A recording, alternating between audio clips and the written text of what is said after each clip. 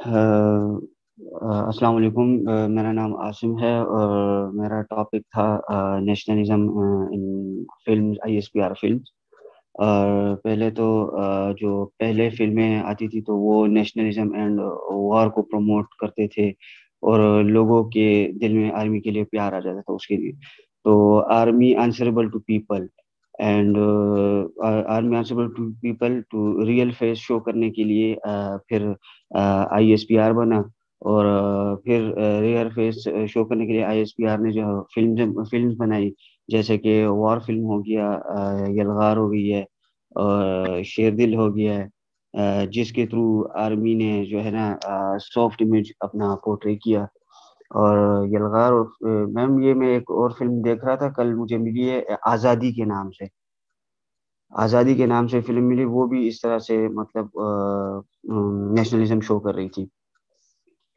तो फिर जो है ना, whole world is making film based on nationalism, like Red Dawn होगी, Red Dawn movie in Colorado, और कैप्टन अमेरिका हो गई है। और फिर जो है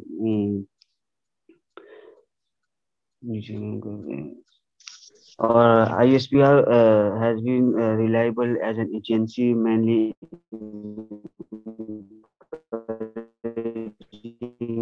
अ, आसिम, आपके पास लैपटॉप नहीं है? क्योंकि आपकी आवाज ठीक नहीं आ रही। आसिम। मिलिट्री जो है पाकिस्तान। अभी ठीक है? हाँ, वो आपकी आवाज बीच में से, असल में सेलफोन में ये प्रॉब्लम होती है। जी तो जी। हाँ, तो ये होगी अभी ठीक तो। है? हाँ, बेहतर है, आपको लिटरेचर रिव्यू बताना पड़ेगा इंट्रोडक्शन के बाद। यस मैम, बता देंगे मैम। हाँ, और साथ तो में इंट्रोडक्शन के भी वो तमाम एलिमेंट्स जो मैंने गूगल क्लास में मेंशन किए हुए थे ना, वो जी जी सारे। मैम, जी। वो और बता आप देंगे मैम। आप इट्स ऑल राइट कि आप दूसरी फिल्म्स के नाम भी मेंशन कर रहे हैं, चाहे वो आजादी है या किसी और कंट्री की है, तो यू कैन मेंशन देम जी।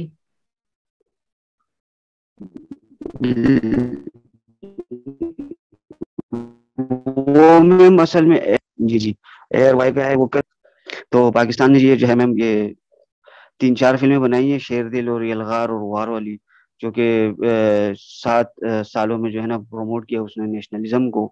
और Pakistan portray ISPR has been working to improve and enhance the country reputation. तो उसमें जो है ना हमारे पास आईएसपीआर जो है ना ज्यादातर काम कर रही है, हमारे जो म्यूजिक वीडियोस हैं, ड्रामाटाइजेशन हो गई है, और जो है ना इनके डॉक्यूमेंट्रीज हो गई हैं। जैसे कि एक पल की जन्नत जो थी, वो एक ड्रामा था, the price of peace of sound of silence जो था मैम। और इसने ड्रामा ज्यादातर आईएसपीआर को चाहिए कि वो हमारे जो है ना फिल्मों पे ज्यादा काम करे, और म्यूजिक वीडियोस और ये उस पे चल रही हैं। तो मैं चाह रहा हूँ कि मतलब फिल्में जो है ना ज्यादा जो है वो अ, उसको लोग देखेंगे और पसंद करेंगे। जैसे कि हम अभी during the late 1990 ISPR drama Alpha about Charlie was a success drama. ISPR has produced a number of albums, animation and dramas. और हम अभी ये जरा नीचे मैम कर दें वो स्लाइड। और मेरे ये थीसिस का वो जो ऑब्जेक्टिव था, प्रमोट नेशनलिज्म, आईएसपीआर को जो प्रमोट करते हैं, तो वो ये है कि how ISPR promoting nationalism in its film. और फिर जो है इसका पर्पस ये है कि help improving the problem of national level, promote of patriotism और नेशनलिज्म। यस मैम, वो नीचे जाए।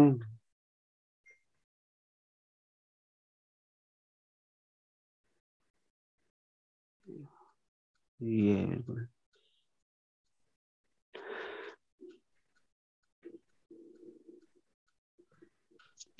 और फिर जो है वे इसका जो है कल्टीवेशन जो थ्योरी है, is a psychological and rational who are constantly connected to media for long duration.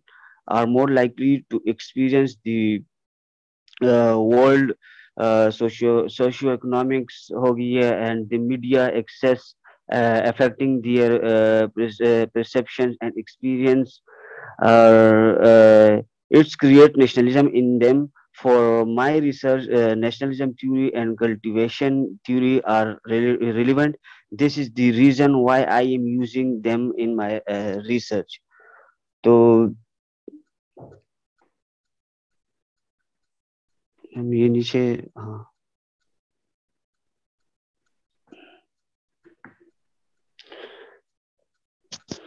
a psychological and relation paradigm claim that individuals who are constantly connected to media are more likely to experience the world socio-economic and portrayed by the media. It was the films that focus on nationalism, they create nationalism in them. और इसके बाद में literature review पे जो था मैं बता रहा था कि जैसे अभी इंडिया के जो फिल्म्स बने हुए हैं उसमें जो है उसमें भी नेशनलिज्म हो रही है, सारी चीजें जो है ना हुई है प्रमोट। तो इंडिया के ये थे कि एक तो थी वो हमारे जो इस पे बनी हुई थी फिल्मिस्तान हो गई है, और बजरंगी भाईजान जो है वो पाकिस्तान और उसके इंडिया के मतलब बॉर्डर पे बनी हुई थी। तो वो मतलब उसमें एक बच्चा ये होता है कि वो बॉर्डर क्रॉस करके इधर पाकिस्तान उसको भेजता है, तो वो एक कनेक्शन दिया हुआ था। तो उसमें नेशनलिज्म ने किया था प्रमोट। तो उसने एक उसका एंगल भी दिया था, फ्रेंडशिप का एंगल भी दिया था between two countries like India और पाकिस्तान हो गई है। और फिर उसके बाद बॉर्डर जो थी, बॉर्डर इसका एक फिल्म आया हुआ था 1997 में।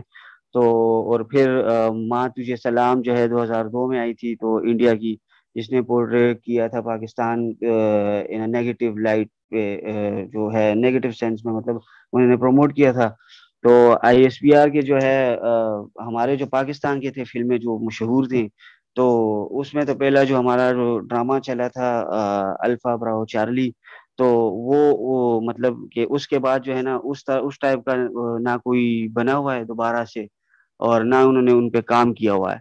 तो आईएसपीआर को मैम ये चाहिए कि वो फिल्में बनाए, लेकिन वो अपनी उसको शो करे उसमें कि हाँ कि पाकिस्तान भी जो है ना वो ये सारा सब कुछ उनके पास है और ये कर सकते हैं, और लोगों के दिलों में जज्बे भी पैदा हो जाएं। तो उसमें जो है ना मैंने जो इंट्रोडक्शन करवाई थी वो थी ये साउंड ऑफ साइलेंस जो मैंने अभी बताई मैम, उसमें भी है ये नेशनलिज्म शो हुआ हुआ है। और रैशनल जो हमारा है मैम ये भी national health through this study we can understand about the problems of Pakistan and national level. We can also observe the involvement of media in nationalism. We can also observe the dependency of public toward media and nationalism. और जो फिर limitations है, तो film on nationalism are less produce in Pakistan, जो कि वही नामी गिरामी वाली जो है, तो वो ये है कि यलगार हो गई, ये वार वाली फिल्म हो गई अगेन। तो आईएसपीआर जो है फोकस कर रही है ज़्यादातर सॉन्ग्स पे, डॉक्यूमेंट्रीज पे और ड्रामा जो है उस पे, और ये उस पे काम कर रही हैं। तो फिल्म की तरफ इनका ज़्यादातर फोकस नहीं है।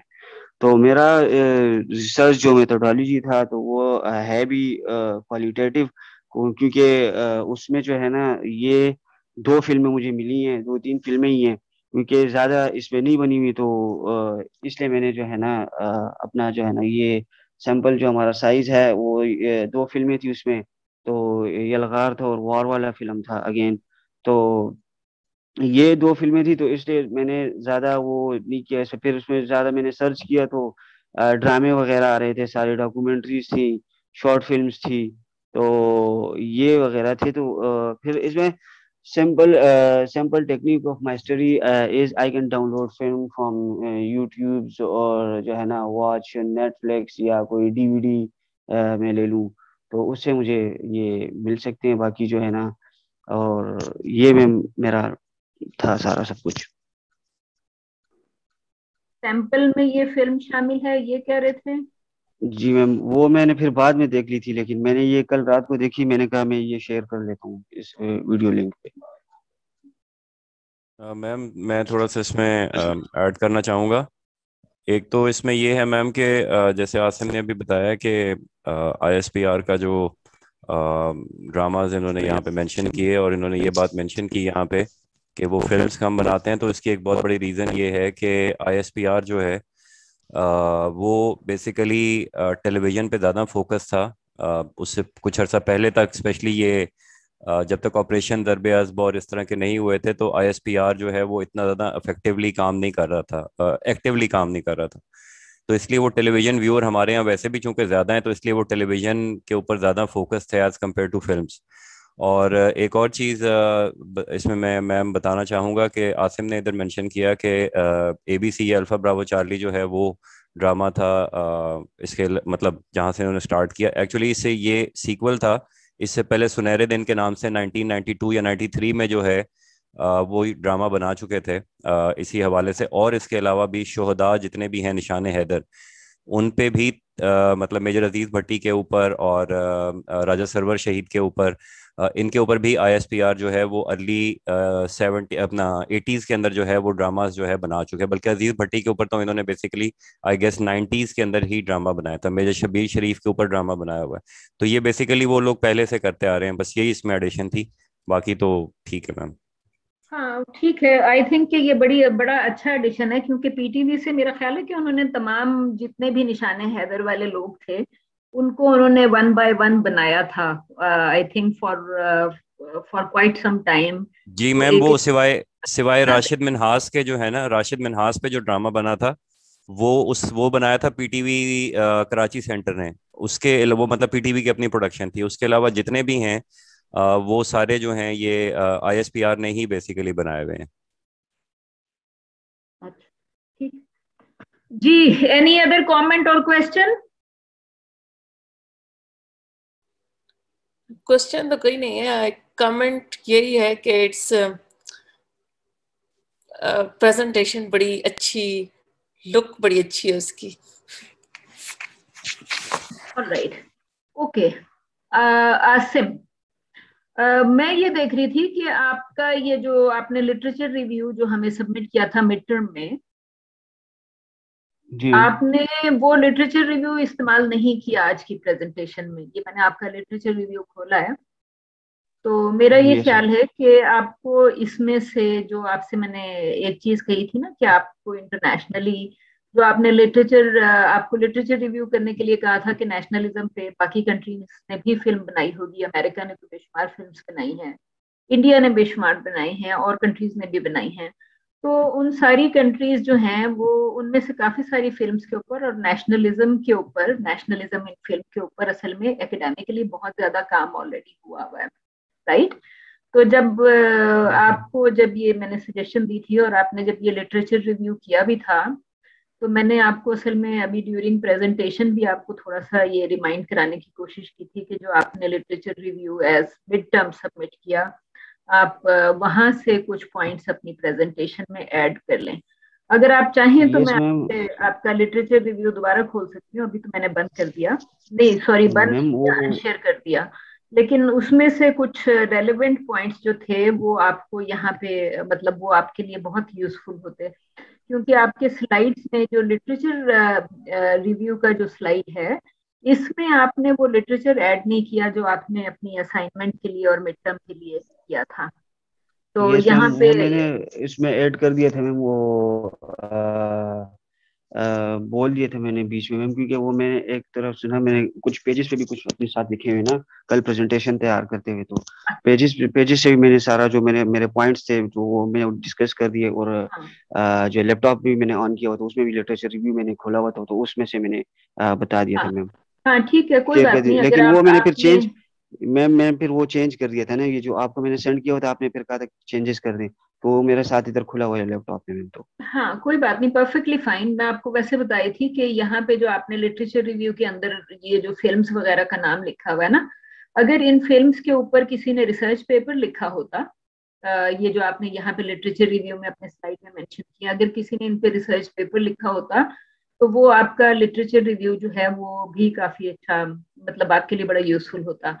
और दूसरी चीज जो है वो ये है कि मैं ये देख रही थी कि असल में असल में ये आपके लिए तो नहीं है, ये मेरी अपनी कंजम्पशन के लिए है, कि जो project reports thesis students they रहे हैं उसमें लिटरेचर रिव्यू एक्चुअली इस स्टाइल का वो देने की कोशिश करते हैं, हालांकि वो उस तरह का होना चाहिए जो आपने दूसरा किया था। ठीक है, तो उसके अलावा ओके। सिर्फ ये कि आपके स्लाइड्स का थोड़ा सा ऑर्डर आगे पीछे है, क्योंकि जब आपने दिया तो इंट्रोडक्शन के बाद आपको लिटरेचर रिव्यू पे आना था, लिटरेचर रिव्यू के बाद आपने थ्योरेटिकल फ्रेमवर्क पे आना था। लेकिन कोई बात नहीं, आपका जो थ्योरेटिकल फ्रेमवर्क और जो थ्योरी सिलेक्शन है दैट्स ओके। तो बेसिकली जो आपके ऑब्जेक्टिव में आपको, जब आपने यहाँ पे, सॉरी आपका सेकंड स्लाइड था जी, आपने देखिए दूसरे नंबर पे आपने क्वेश्चन लिखा हुआ है यहाँ पे, how ISPR is promoting nationalism through it's films. ठीक है, तो बेसिकली ये आपका रिसर्च क्वेश्चन है जो नंबर 2 पे, क्योंकि आप देख लें कि स्टार्ट ही हाउस से हो रहा है ना। और आपका ऑब्जेक्टिव भी एक्चुअली यही रहेगा कि आप to examine nationalism in ISPR productions या ISPR फिल्म। तो यस चूंकि, मैम, यस मैम। ठीक है, हाँ ये मैं आपकी जी मैम। उसकी कन्वीनियंस के लिए बता रही हूँ, क्योंकि आप ये जो आपने चीजें लिखी कि ISPR ने ये फिल्म क्यों बनाई, तो नेचुरली ये आप अपने इंट्रोडक्शन के आपके की पॉइंट्स हैं ये, कि ISPR जो है वो किस पर्पस के लिए बना रहा था। और आप उसमें ये भी ऐड कर सकते थे कि सारी दुनिया ये करती है और पाकिस्तान इस रेस में काफी लेट शामिल हुआ कि नेशनलिज्म को फिल्म के थ्रू प्रमोट कर सके। और डेफिनेटली इंडिया तो हमसे बहुत पहले से ये काम कर रहा है। तो बस मैं, और फिर आखिर में आपने वैलिडिटी का एक स्लाइड इसमें शामिल नहीं किया। और वैलिडेशन, चूंकि आप फिल्म के ऊपर रिसर्च कर रहे हैं और फिल्म का कंटेंट ही एनालाइज कर रहे हैं, तो वैलिडिटी एंड रिलायबिलिटी के लिए आप कम से कम जो थ्योरेटिकल वैलिडेशन है वो तो आप कर ही सकते हैं ना, क्योंकि जैसे ही आप बाकी लिटरेचर डाल रहे होंगे कि जी नेशनलिज्म मैम। के बारे में बाकी दुनिया क्या कहती है थ्रू फिल्म्स, तो वो आप एटलीस्ट थ्योरेटिकली उसको तो कर ही सकते हैं उसके ऊपर। ठीक है, यस मैम। तो मोस्टली जो है ना, पाकिस्तान जो है मोस्टली बना रही है romantic film. So my limitation जो है ना वो ये है कि less number of films focused on nationalism. Another limitation is in my study in ISPR more busy in producing drama and songs और इस टाइप के मैम उसमें जा रही है। तो लिमिटेशन मेरी बहुत कम थी मैम। नहीं कोई बात नहीं, आपने सैंपल साइज बताया था कि आप 2 फिल्म सिलेक्ट कर रहे हैं, दो दो भी करना ठीक है। और जी जहां मैम। तक आपके फाइनल एग्जाम का ताल्लुक है, फाइनल एग्जाम के लिए आप चाहे 1 उठाएं या 2 उठाएं, आई हैव नो प्रॉब्लम।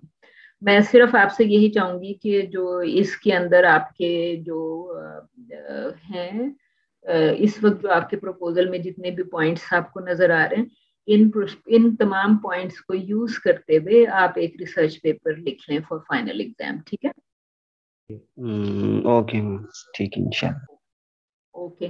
और उसमें जब रिसर्च पेपर लिख रहे होंगे तो आपने तो पहले मीडिया थ्योरी का कोर्स लिया हुआ है, तो आपको सिर्फ फिल्म, वहां से फिल्म के सीन्स उठा के उनको अपने डिस्कशन में ऐड करना है और लिटरेचर से सपोर्ट करना है।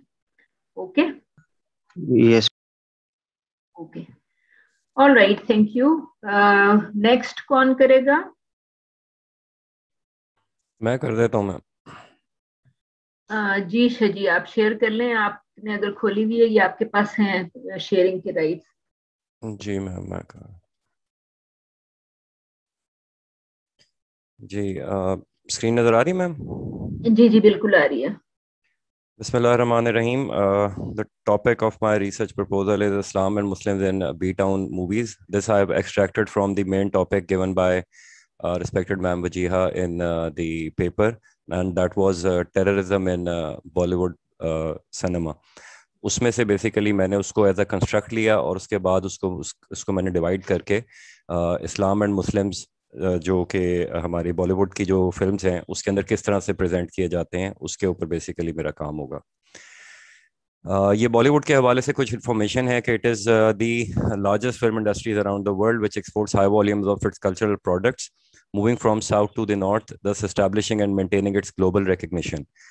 Bollywood cinema plays an important role in advancing its own cultural goals and persuading public opinion on a variety of issues, including political, religious, economic, and so on. One of the uses of Bollywood cinema has been to advance the goals of Islamophobia. Among the features portrayed by Muslims in Bollywood films can be terrorist, savage, cruel, ruthless, rational, cowardly, lawless, lustful, Johnny, vindictive and vengeful etcetera. इसमें मैंने basically यहाँ पे यही बात बताई है कि Bollywood definitely it is one of the largest film industries of the world, और इनका जो वॉल्यूम है, जो कमर्शियल मूवीज ये बनाते हैं, वो एक साल के अंदर जो प्रोड्यूस करते हैं, वो नंबर यहाँ मेंशन नहीं है, लेकिन मैंने पढ़ा है उसके हवाले से, तो एक साल में हॉलीवुड से भी ज़्यादा कमर्शियल फिल्म जो हैं ये प्रोड्यूस कर रहे हैं. दूसरी चीज़ ये है कि बॉलीवुड सिनेमा जो है वो अपना जो कल्चर है उनका इंडिया का, उसको बेसिकली वो प्रमोट करने के लिए बहुत ज़्यादा काम करते हैं. और उसके अलावा जैसे यहाँ पे मैंने मेंशन भी किया है, they tend to persuade public opinion. Like आप देखेंगे उनकी मूवीज़ के अंदर जो डिफरेंट आपके पास टॉपिक्स आपको नज़र आएंगे, पॉलिटिकल लीडर्स के हवाले से, रिलीजन के हवाले से, उनकी इकोनॉमी के हवाले से, या इन जनरल जो उनके वहाँ पे लाइफस्टाइल है उसके हवाले से, जो भी उनके गोल्स होते हैं, ऑब्जेक्टिव्स होते हैं, वो उनको बड़ा इफेक्टिवली लोगों तक कन्वे करते हैं, उनको प्रमोट करते हैं. फिर इसी चीज़ को सामने रखते हुए बॉलीवुड सिनेमा जो है डेफिनेटली पाकिस्तान इंडिया की जो रिफ्ट है, right from the word go in from 1947, वो चीज़ आपको नज़र आएगी बॉलीवुड सिनेमा के अंदर कि मुसलमानों को हमेशा जो है वहाँ पे एक नेगेटिव अंदाज के अंदर जो है वो पोर्ट्रे किया गया है. स्पेशली जब दुनिया में आपको पता है कि जब 9/11 हुआ तो उसके बाद न सिर्फ बॉलीवुड के अंदर बल्कि ओवरऑल भी पूरी दुनिया के अंदर आपको नजर आएगा कि मुसलमानों का इमेज जो है वो डिस्टॉर्ट हुआ. They were perceived as they were and they are being perceived as Muslims as terrorist and Islam as a terrorist religion. तो वो चीज़ आपको इंडिया की मूवीज़ के अंदर भी नज़र आएगी. थोड़ा सा शिफ्ट है एक जो हमें नज़र आता है कि बिफोर 9/11 जो है आपको जनरली मुसलमान जो है, अभी जैसे आसिम ने भी अपनी प्रेजेंटेशन में, ऑल्दो कि वो हमारे हवाले से थी, कि मुजाहिद और दहशतगर्द का जो एक कॉन्फ्लिक्ट चल रहा है, बेसिकली वो चीज़ आपको नज़र आएगी कि इनिशियली बिफोर 9/11 क्या था कि मुसलमान जो है वो आपको चोर, लुटेरा और इसी तरह से गैंगस्टर और इस तरह के रोल्स में आपको ज़्यादा नजर आएंगे. लेकिन डेफिनेटली 9/11 के बाद जब पूरी दुनिया के अंदर सिचुएशन चेंज हुई है, तो आपको बॉलीवुड के अंदर भी इस्लामोफोबिया का जो एक कॉन्सेप्ट मौजूद है इस वक्त पूरी दुनिया के अंदर, जिसके बारे में मैंने भी बताया कि Islam as a terrorist religion and Muslims as terrorist, ये बेसिकली आपको वहाँ पे भी आपको नजर आना शुरू हो जाएगा. उसके बाद रैशनल मैंने लिखा है अपना कि जी रीजंस क्या है, मैंने ये टॉपिक सिलेक्ट क्यों किया है. The major reasons for selecting this topic is the influence of Bollywood movies on viewers. Number 2 है the increasing negative representation of Muslims and Islam in Bollywood movies. And number 3 is to provide awareness about the covert and overt propaganda in Bollywood movies to the general masses. अब ये 3 basically major reasons हैं. इसके अलावा भी आप बहुत सारी reasons anyone can suggest me जो मैं इसके अंदर ऐड कर सकता हूँ.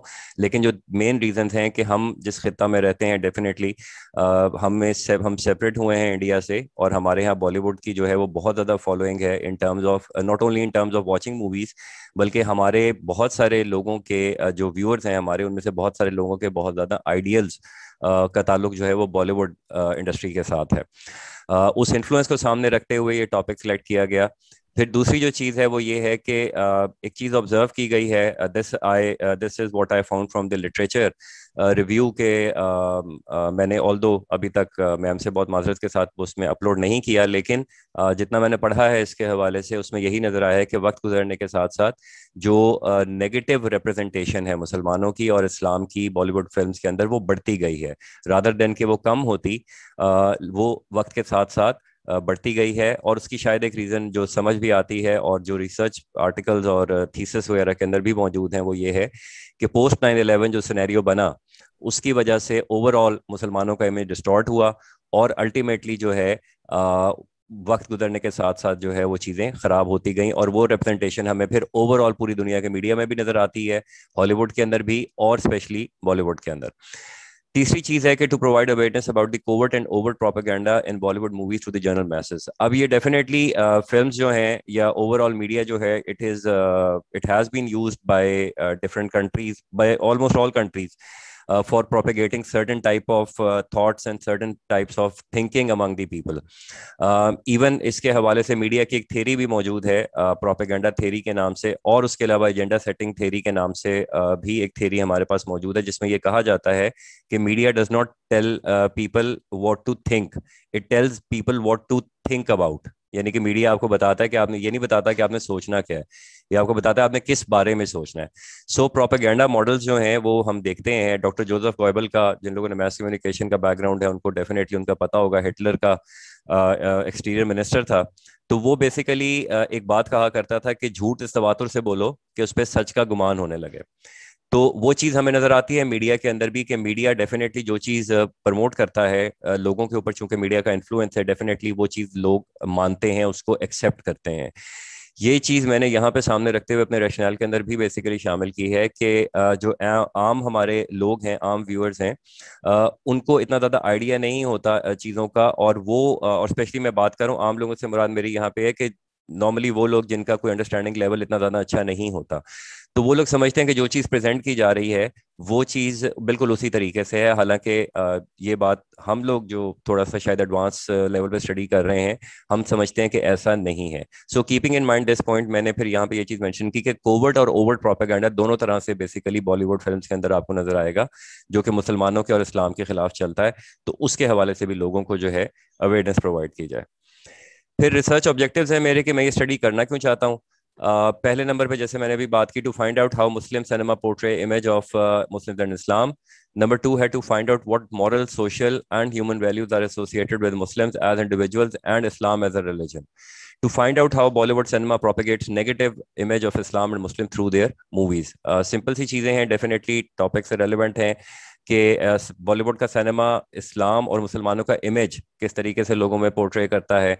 फिर एक बहुत इंपॉर्टेंट चीज़ जो कि आपको नजर आएगी डिफरेंट फिल्म्स के अंदर, कि सर्टन तरह के मॉरल, सोशल और ह्यूमन वैल्यूज हैं जो कि मुसलमानों के साथ इन मूवीज के अंदर एसोसिएट किए गए हैं। डेफिनेटली जब मुसलमानों की बात करते हैं तो इंडिविजुअल बात होगी या कम्युनिटी की बात होगी, और इस्लाम के हवाले से ओवरऑल जो है वो किस तरीके से इस्लाम को जो है और मुसलमानों को रिप्रेजेंट किया जाता है।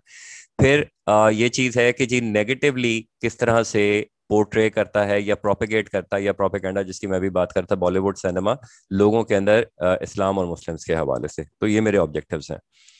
फिर रिसर्च क्वेश्चंस हैं कि how does Bollywood cinema portray the image of Muslim community around the world, how does the people react and perceive to the representation of Muslims in Bollywood films.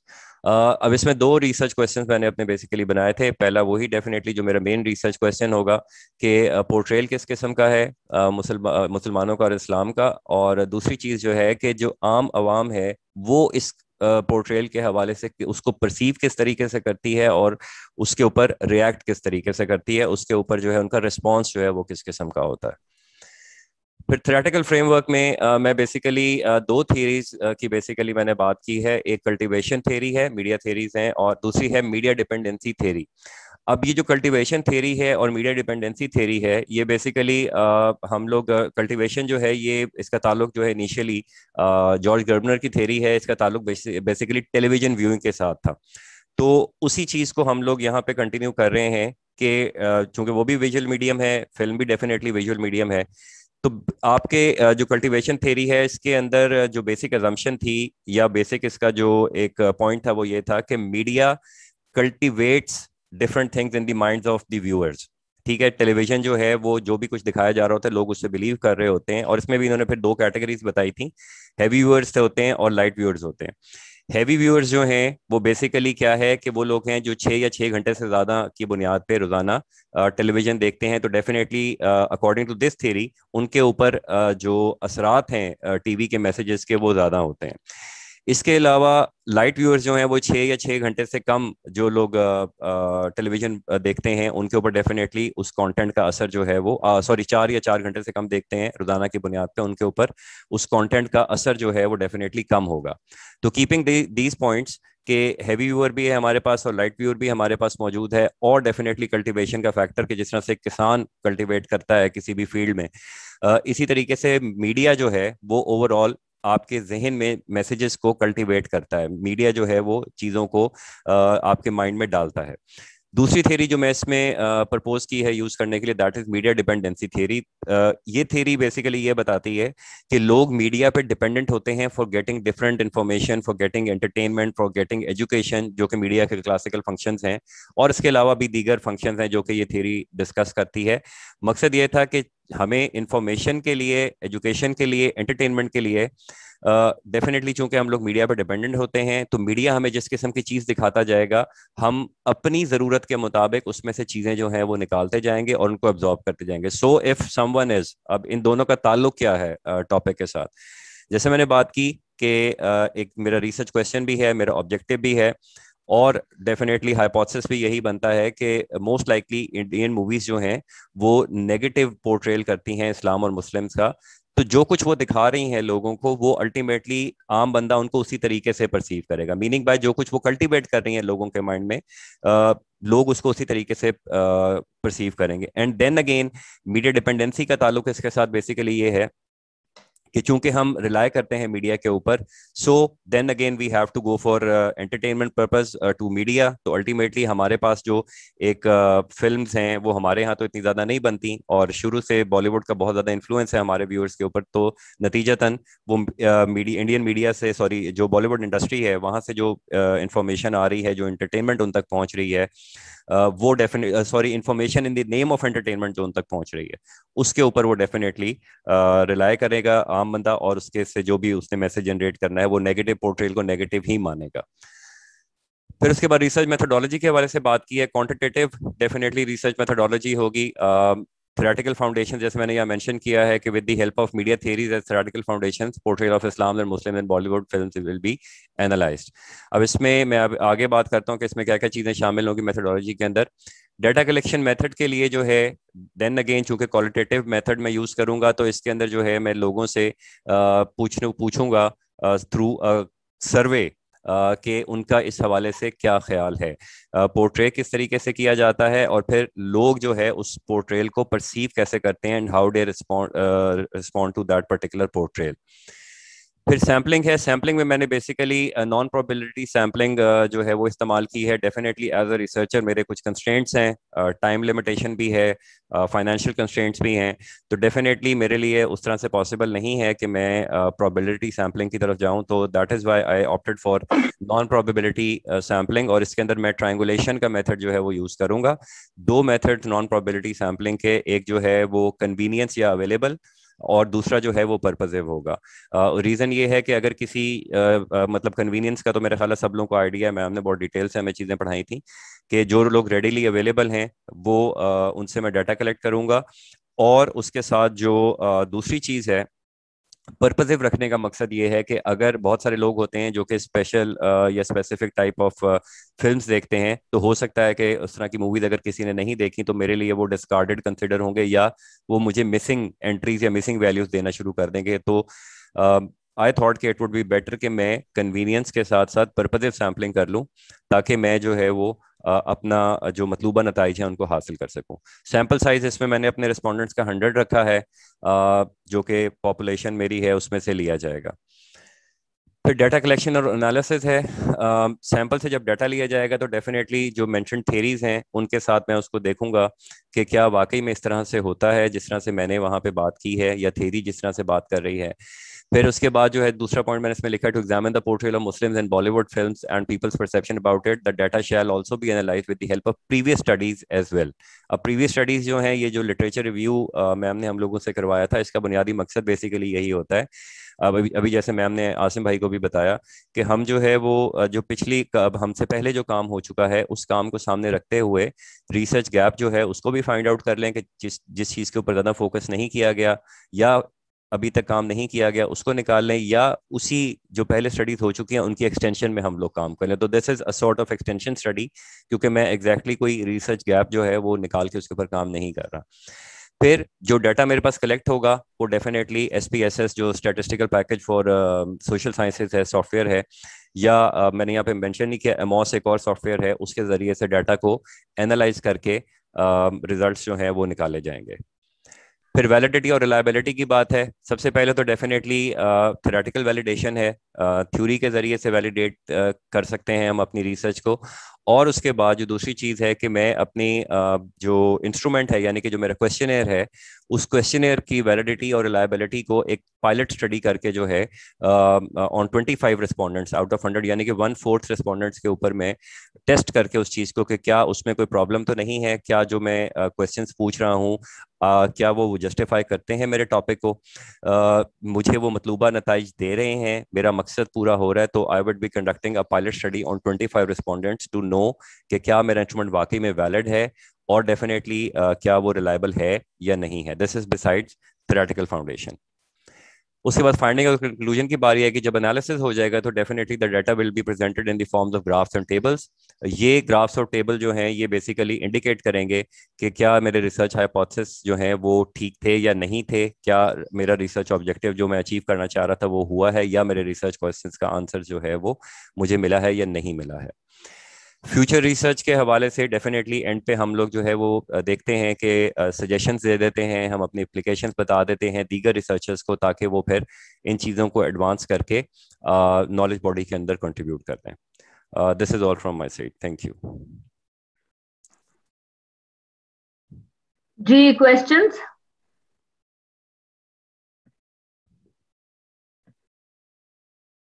कायनात, question?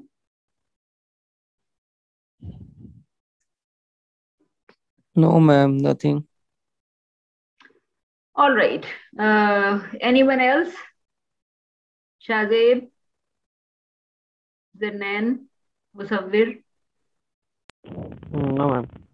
No question. All right. अच्छा जी। जी ma'am. तो अब I don't know कि जो मैं screen आपके साथ share करूंगी वो आपको बताइएगा, नजर आ रही है? मैम मैं फिर स्क्रीन शेयरिंग मुझे बंद करनी पड़ेगी, फिर आप कर लें। हाँ, सिर्फ 1 सेकंड के लिए जरा बंद करिएगा, फिर आप दोबारा आ जाइएगा। जी मैम।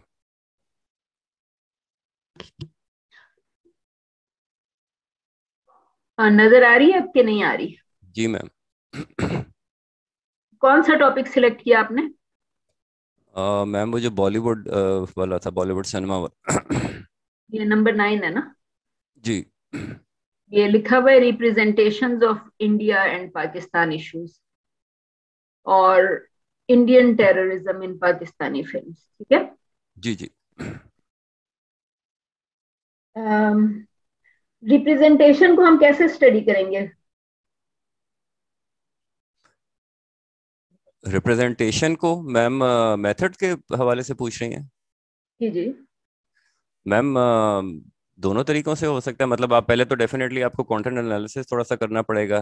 पहले तो ये देखना पड़ेगा कि रिप्रेजेंटेशन है किस किस्म की। फॉर इंस्टेंस जैसे मैंने अभी ये टेररिज्म या उसके नेगेटिव रिप्रेजेंटेशन के हवाले से बात की, और फिर उस पर फिर अगर आप चाहें तो फिर लोगों से वो राय भी ले सकते हैं। क्वालिटेटिव एनालिसिस कहाँ से करनी पड़ेगी?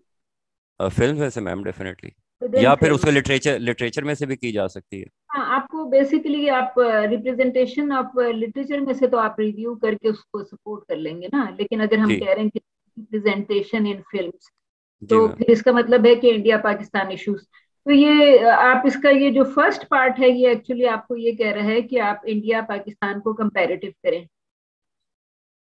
और जो जी इसका सेकंड पार्ट जो है वो इंडियन टेररिज्म की बात कर रहा है पाकिस्तानी फिल्म, ना कि Pakistani terrorist in Indian films. Ma'am ये आपने शायद आपको याद होगा आपने ये चेंज भी किया था। मतलब चेंज से मुराद ये कि वो जो इनिशियल था ना, जो मेरे पास उसका शायद नहीं, स्क्रीनशॉट भी पड़ा होगा, वो टेररिज्म मैं के हवाले से था।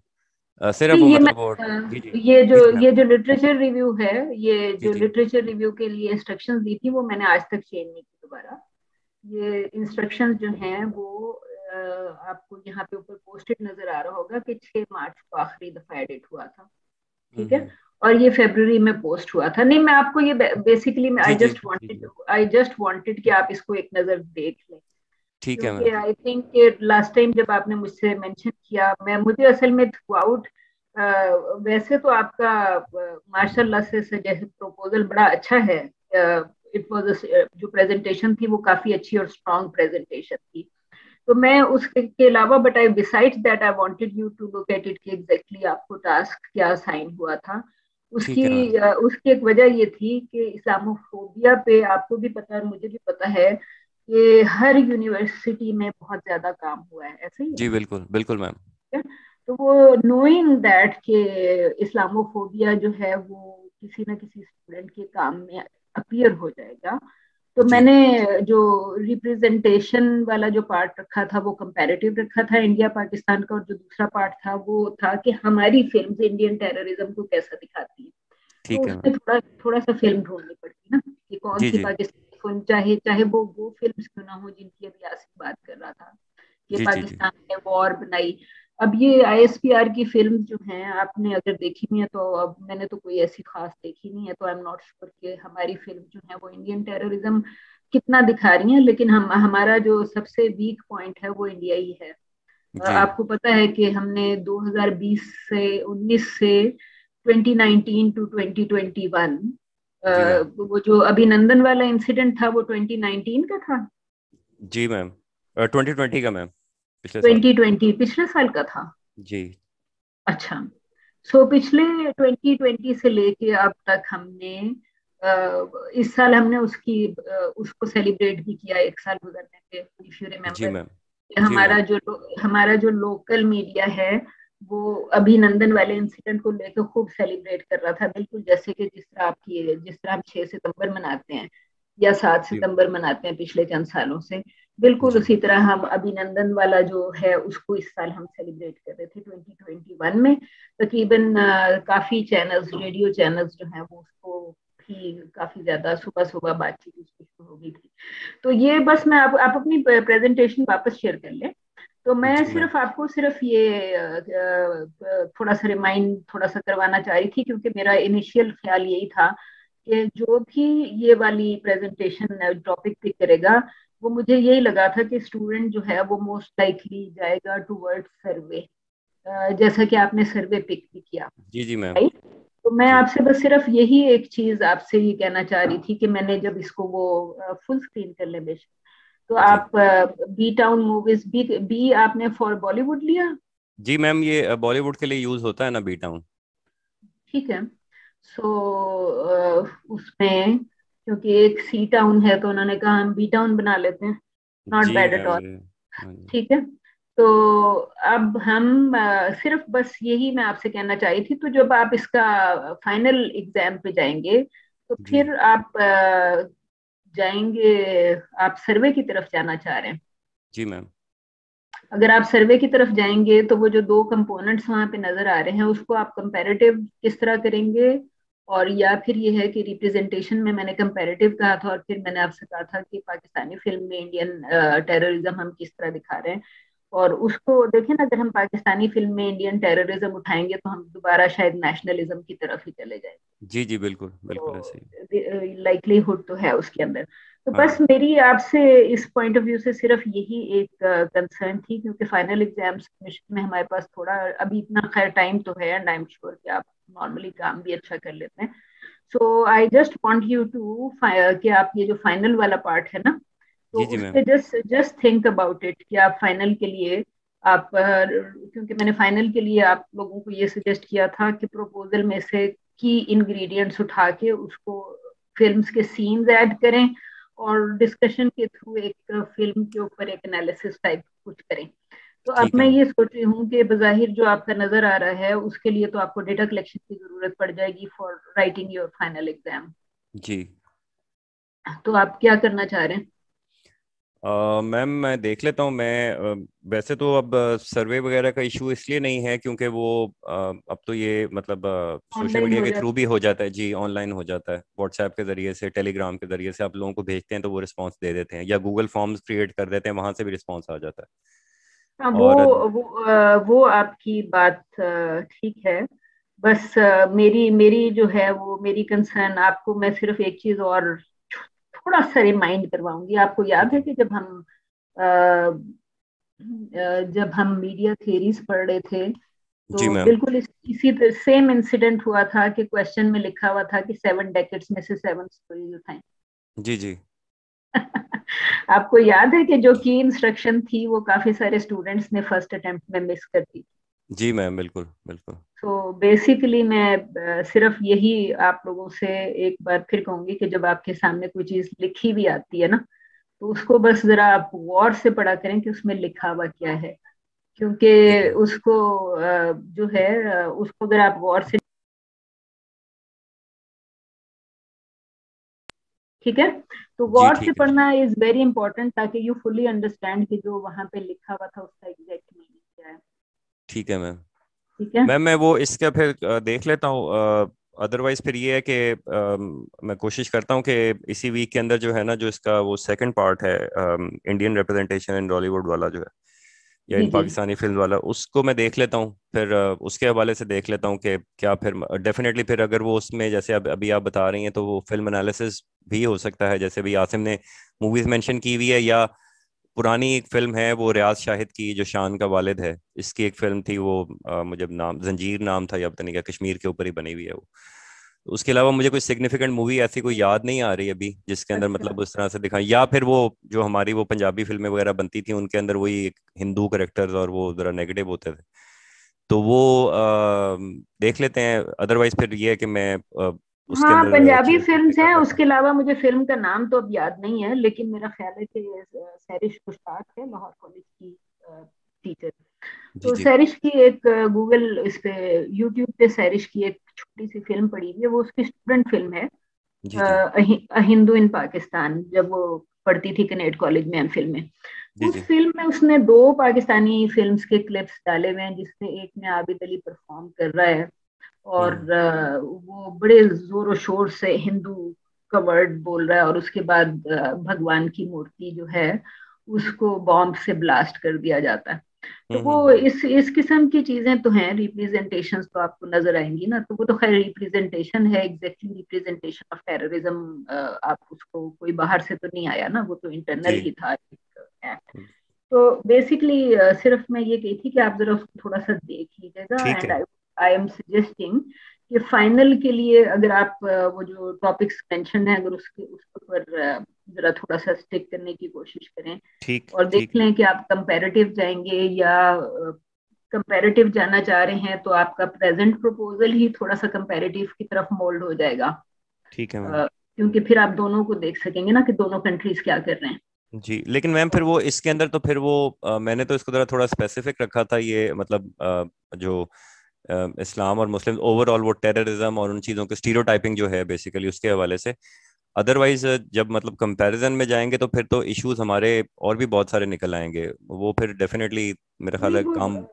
वो टेररिज्म में भी जाएंगे तब भी आप उसको फोकस तो रख ही सकते हैं ना, ठीक कि है ठीक है आप उसको बेशुमार दूसरे इश्यूज में जाने के बजाय, तो हमारा अब हमारा इंडिया और पाकिस्तान का एक दूसरे के साथ, और फिर अभी जो रिसेंट पिछले 2-3 सालों से इंडिया में हो रहा था, जी कि मुसलमानों का से रिलेटेड एक थ्रेट के जिनकी पॉपुलेशन 30% को एक्सीड ना कर जाए, जी राइट। जी एक वो फियर चल रहा था, और फिर उसकी वजह से और जो दूसरे इश्यूज हो रहे थे, अलीगढ़ यूनिवर्सिटी का एक क्लिप बड़ा सर्कुलेट हुआ था, जिसमें वो पाकिस्तान जिंदाबाद के नारे लगा रहे थे जी जी स्टूडेंट्स। बिल्कुल तो बिल्कुल अब मैम। वो इंडिया में आप एक और दोबारा नए सिरे से ना, पाकिस्तान का तो पार्टीशन जो है वो लिबरेशन ऑफ बांग्लादेश फौरन ही हो गई थी, विद इन 20 ईयर्स। तो अब उसका, अब दोनों कंट्रीज का ऑब्जेक्टिव ये तो नहीं हो सकता ना कि दोनों कंट्रीज एक दूसरे को ब्रेक करती हैं, अगर होगी तो उसको फिर इंटरनेशनल कम्युनिटी उसको रोकने की कोशिश करती है, कंट्रोल करने की कोशिश करती है। जी तो और खैर फिर उसके, और लेकिन जैसे ही वो रिकग्नाइज करती है तो बांग्लादेश अपीयर हो जाता है। सो ये तमाम चीजें जो हैं, बस आप उसको टेररिज्म के पॉइंट ऑफ व्यू से उसको आप देख लें, ठीक है और मैम। देख लें कि उसको किस तरीके से उसको रिप्रेजेंट कर रहे हैं, ठीक है। ठीक है मैम। बस आपको मैं एग्जैक्टली बस आपको यू यू कैन डिसाइड कि आप एग्जैक्टली क्या करना चाह रहे हैं। You can talk to me again, I think एक आध ठीक दिन में दोबारा डिस्कस कर लीजिएगा, चाहे फोन पे कर लें, एक आध दिन में ही कर लीजिएगा, जी ठीक है आज मैम। कर लें या कल कर लें, ठीक है। ठीक है ओके, मैम। ठीक। ऑल राइट जी, नेक्स्ट कौन है?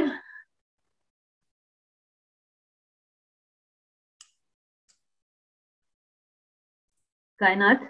जी जी मैम, मैं कर लेती हूँ।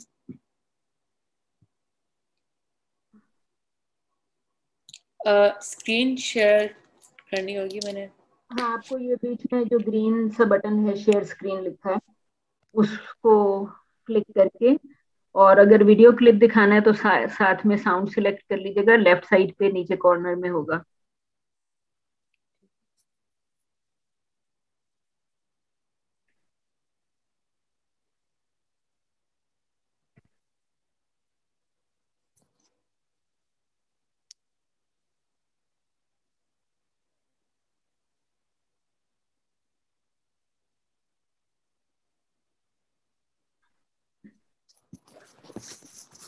मेरी आवाज आ रही है?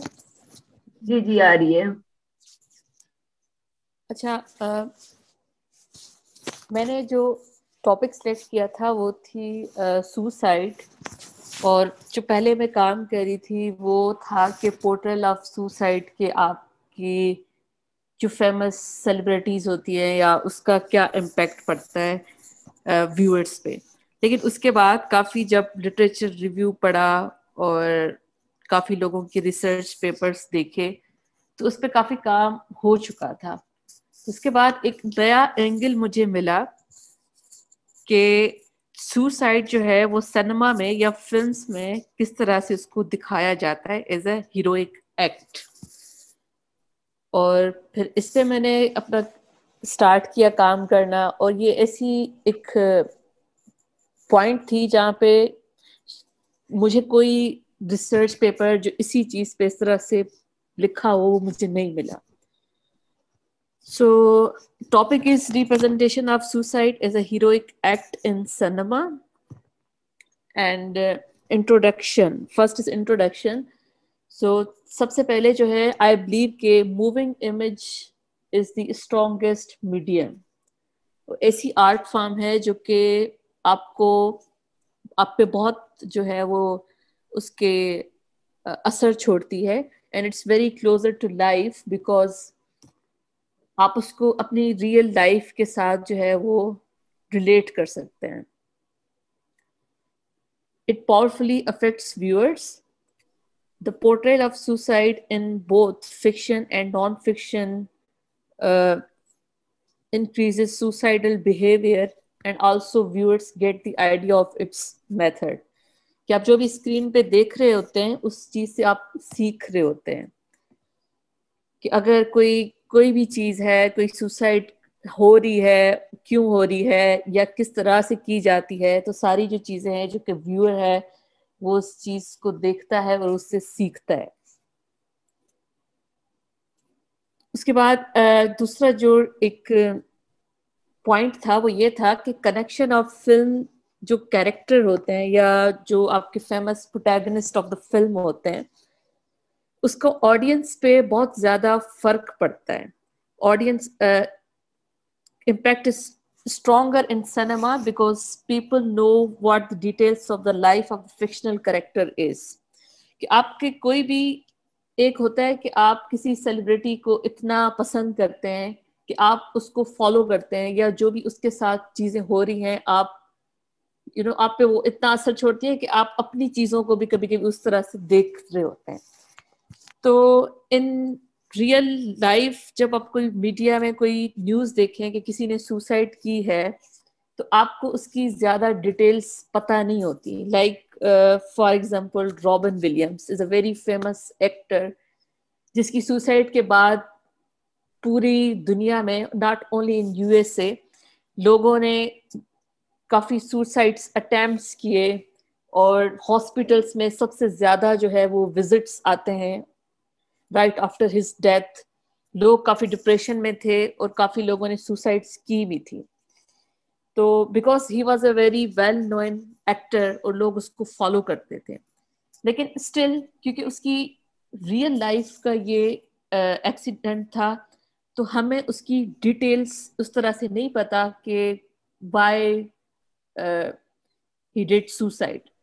लेकिन जब आप फिक्शन फिल्म देखते हैं तो उसमें एक करेक्टर की जो भी उसके साथ हो रहा होता है या उसकी जो डिटेल्स होती हैं कि वो किस सिचुएशन में है वो आपको पता होता है, तो उससे आप ज्यादा रिलेट करते हैं। बेशक वो फिक्शन ही हो तो वो आप पे भी वो भी ज्यादा आप पे इम्पैक्ट छोड़ता है क्योंकि उसकी एक एक चीज जो है वो आप जानते हैं कि इसके साथ अभी ये हो रहा है, ये हो रहा है, या उसकी मेंटल जो भी पावरफुल फिल्म्स हैं वो आपको बहुत डिटेल में उस चीज को फील करवाती हैं.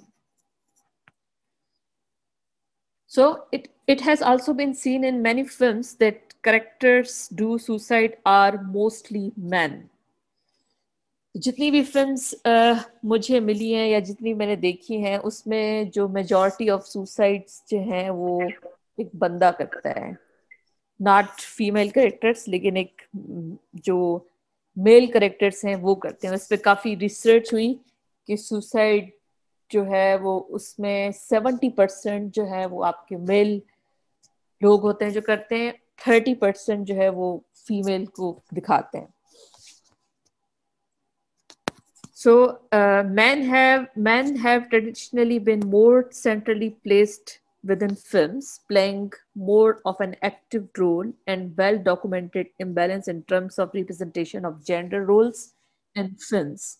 तो उसकी एक ये वजह भी है कि आपकी जो भी मैन रोल होता है या एक्टिव सोसाइटी का रोल होता है वो आप उसको मैन को दिखाते हैं, not female mostly. So a film character whose audience connects with die by suicide, people feel like they can also do it. तो again वही बात कि आप इतना उसको रिलेट करते हैं उन चीज़ों को कि अगर एक स्क्रीन पे आप चीज़ देख रहे हैं कि एक बंदा कर सकता है, इजी वे आउट उसका ये है, तो फिर व्हाई नॉट कि हम क्यों नहीं कर सकते. और ये ज़्यादा जो चीज़ है वो आपकी आती है जो यंग एज के लोग हैं उनमें, जो स्टूडेंट्स हैं या जो नए जो 30s 20s या टीन एज के लोग हैं उसमें वो ज्यादा आपको चीज दिखाई देती है. सो literature review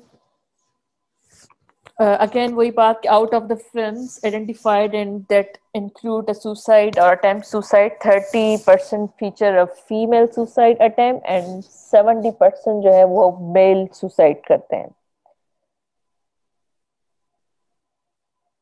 Across a century of films, the spread of females and males dying or attempting to die by their own actions began in low numbers and ended significantly higher. तो जो 50s से पहले 60s में भी उससे पहले ये number जो था सुसाइड का बहुत लो था, लेकिन जब आपका मीडियम फिल्म या मीडिया ज्यादा आता है या ज्यादा उस पर काम होने लगता है तो उसके बाद जो है वो नंबर ऑफ सुसाइड्स इंक्रीज होती रही हैं. तो ये एक है चार्ट जिसमें स्टडी की गई है कि 1910 से लेके 50, 60s, 70s, 2000 तक कि क्या उसका कितने फीमेल अटेम्प्ट्स हुए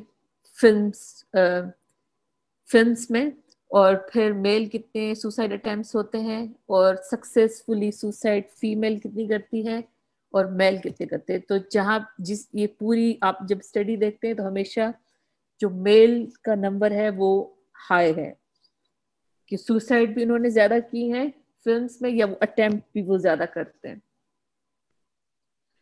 तो उसकी जो थ्योरेटिकल जो वर्क था उसमें पहले है कल्टीवेशन थ्योरी, जिसमें आप जो है वो है तो इट्स मीडिया का वो, लेकिन again it's a very visual के रिलेटेड चीज है कि आप कोई चीज देखते हैं तो वो उसको आप कैसे कंज्यूम करते हैं.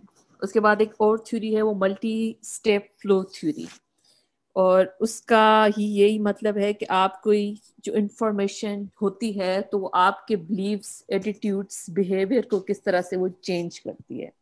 तो ये जो दो थ्योरीज हैं ये तो मीडिया की वो है कि विजुअल की है कि आप पे किस तरह से वो असर छोड़ता है जो आप कोई चीज देखते हैं. लेकिन उसके बाद एक और चीज आती है कि आप जो है वो सुसाइड के ऊपर क्या काम हुआ है, उसकी क्या टाइप्स हैं या लोग किस सिचुएशन में सुसाइड्स करते हैं. तो उसमें एक बंदा है डरकेन, उसने काफी काम किया सुसाइड पे. उसने कि एज ए इंडिविजुअल वो क्यों सुसाइड करता है या उसकी क्या टाइप्स होती हैं. तो उसमें मैं ये देखना चाह रही थी कि किस जो हीरोइक एक्ट इन सुसाइड है उसमें वो किस तरह से फॉल करता है. तो theory indicates that every individual has a suicide potential, a tendency to self-destruction. Influences from society have their effects upon increasing this potential within an individual. तो आपका कोई भी बंदा है जो वो अगर उसके साथ कुछ हो रहा है इस तरह से, तो जरूर उसका जो है वो है एक पोटेंशियल जो कि वो कर सकता है, लेकिन वो फिर काफी चीजें आती हैं कि किस तरह से वो उसको परस्यू करता है या नहीं करता। और वो वही बात है कि आप इर्द गिर्द जो चीजें देख रहे होते हैं उसमें से वो चीजें सीख रहे होते हैं। So he identified 3 basic types of suicide, जिसमें 3 हमें मिलती हैं: egoistic suicide, altruistic suicide, anomic suicide. तो अकॉर्डिंग टू हिम इन तीनों के जो है वो बहुत डिफरेंट रीजंस हैं। These 3 types of suicide reveal different types of relations between the person and his society. तो जो फर्स्ट है, it is a product of relatively weak group integration. It takes place as a result of extreme loneliness and also out of excess individualism. कि आप जो है जब बहुत lonely feel कर रहे होते हैं तब ये अटेम्प्ट्स ज्यादा होते हैं, जब आप बहुत डिस्कनेक्ट फील कर रहे होते हैं। उसके बाद उसके दूसरा जो ये वाली जो टाइप थी ये थी कि this kind of suicide takes place in a form of sacrifice in which an individual ends his life by heroic means as so as to promote a cause or an ideal which is very dear to him. तो इस जगह पे आपकी वो आती है कि heroic suicide आप किस चीज को कह सकते हैं कि कोई ऐसा कोई कॉज हो या किसी चीज को आप इतना प्रमोट करें तो उसके लिए आप सुसाइड करते हैं basically. And third one was the breakdown of social norms and sudden social change that are characteristic of modern times encourage economic suicide। कि जब आपकी सोसाइटी में बहुत सारे चेंजेस हों और आपको लगता है कि आप नहीं उस तरह से नहीं सर्वाइव कर सकते, तब आप करते हैं। तो ये 3 मेन जो है वो इसकी स्टडी थी कि किस तरह से लोग उसको सुसाइड करते हैं। तो जब हम आते हैं रिसर्च मेथोडोलॉजी में, तो मैंने अपने आप को पहले तो देखा कि एज अ यंग पाकिस्तान में as a young film viewer या फिल्म लवर, हम जो है वो 2 चीज़ों को ज़्यादा देखते हैं, एक है बॉलीवुड और हॉलीवुड की फिल्म्स को। और इवन अगर पाकिस्तान में इस तरह का मैंने बहुत ढूंढने की कोशिश की जो सुसाइड केस पे हो, तो उसका मुझे काफी लोगों को नहीं पता, जो अभी भी जो लोग हैं जो फिल्म्स देख रहे होते हैं उनको इतना आइडिया नहीं था, लेकिन उनको ये पता था कि बॉलीवुड की ये फिल्म्स हैं या हॉलीवुड की ये फिल्म्स हैं जिसमें ये चीज दिखाई गई है। तो बॉलीवुड में एक बड़ी जो फेमस जो फिल्म है वो है 3 इडियट्स, और जिसमें भी अगेन वही एक सुसाइड होती है। और हॉलीवुड की एक और रॉबिन विलियम्स की ही फिल्म है और उसका नाम है डेड पोएट सोसाइटी।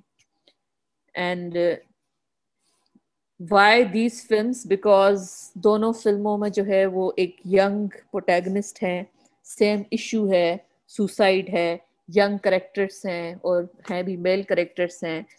और दोनों फिल्म्स की जो हाई रेटेड फिल्म्स हैं और पॉपुलर जो है वो सेलिब्रिटी फिल्म्स हैं कि रॉबिन विलियम्स है या आमिर खान है।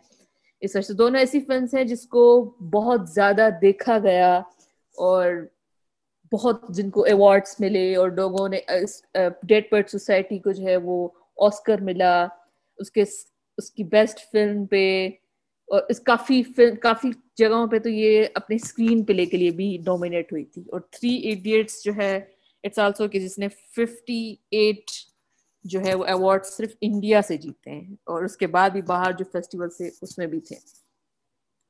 तो इन दोनों फिल्म्स में जो सुसाइड है वो इन 3 इडियट्स जो है वो एक स्टूडेंट है जो सुसाइड करता है, और उसकी वजह यही होती है कि वो प्रिंसिपल जो है कॉलेज का उसका उस पर बहुत प्रेशर होता है कि उसकी डेडलाइन जो है वो प्रोजेक्ट की वो निकल जाती है, एंड उसके बाद वो इस तरह से काम कर रहा होता है तो उस पर बड़ा प्रेशर होता है। उसको कहता है कि मैं तुम्हें फेल कर दूंगा, इस तरह का है। और इन डेड पोएट सोसाइटी एक कहानी है, is the protagonist name is Neil Perry, जो एक लड़का है टीन एज का और उसको बड़ा पसंद है कि वो थिएटर करे और परफॉर्म करे, लेकिन उसकी फैमिली का इतना उस पर प्रेशर होता है कि उसको नहीं करने देती वो चीज़। तो एट द एंड जो है वो परफॉर्म करता है थिएटर में और उसके बाद जो है वो सुसाइड कर सकता है, क्योंकि उसके आफ्टर परफॉर्मेंस वो उसके पास इतनी वो नहीं होती कि वो अपने बाप के आगे जो है वो खड़ा हो सके। दोनों जो है वो एजुकेशन रिलेटेड और टीन एज रिलेटेड इश्यूज हैं जिसमें वो होती है सुसाइड। अच्छा, इस दोनों फिल्म्स के बाद जो है वो फिर क्या असर पड़ता है इन सुसाइड, तो जब 3 इडियट्स फिल्म रिलीज हुई उसके बाद इंडिया में काफी केसेस आए जिसमें कुछ लोगों ने सुसाइड भी की। तो एक तो था 7th क्लास का स्टूडेंट था और उसने जो है वो सुसाइड की थी, स्कूल में ही सुसाइड की थी।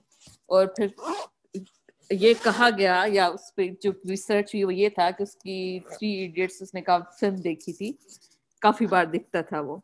उसके बाद एक दूसरा भी एक केस हुआ जिसमें भी एक सुसाइड होती है और वो भी स्टूडेंट का केस है। और डेड पोएट सोसाइटी जो है वो उस फिल्म को काफी जगहों पे बैन किया गया था या उस फिल्म को कुछ सिलेक्टेड थिएटर्स में रिलीज करने की परमिशन दी गई थी। तो काफी लोगों ने इसको एज अ नेगेटिव उसको क्रिटिसाइज भी किया है कि आप उस फिल्म की एंडिंग जो है वो इस तरह से ना करते कि बेशक प्रेशर है जो भी है लेकिन वो एंड पे सुसाइड क्यों करता है। इस पे काफी लोगों ने इस पे एतराज किया।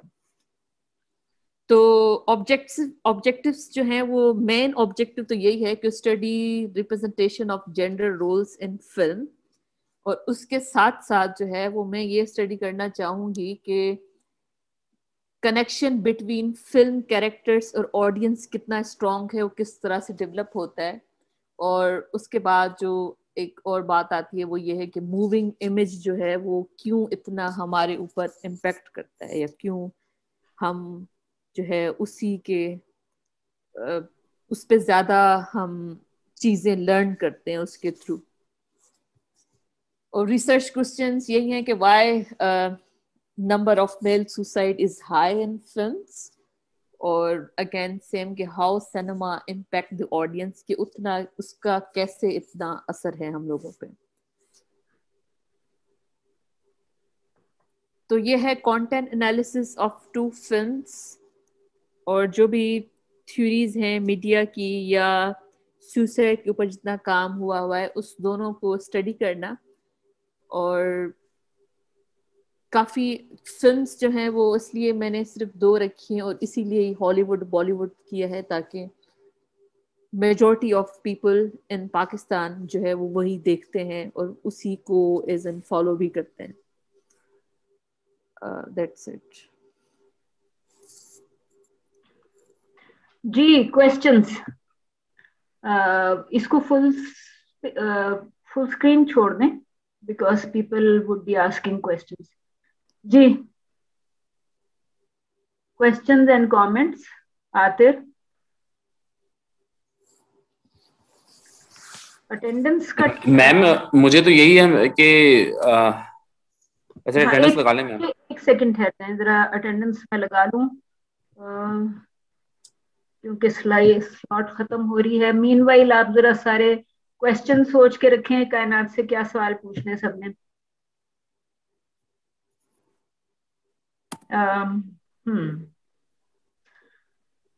सब लोग प्रेजेंट हैं, बस इतना बता दें। यस कौन एब्सेंट है आतिफ? मैम कोई भी नहीं है मैम, सब नहीं है। Everyone is there? जी मैम। Yes ma'am.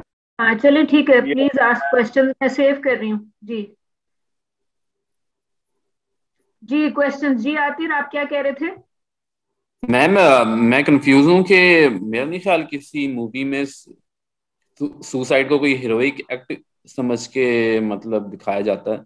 मतलब ये बेसिक प्रिंसिपल के खिलाफ है, जो एक एथिकल है कि हम उसको नहीं दिखाते हीरोइक एक्ट।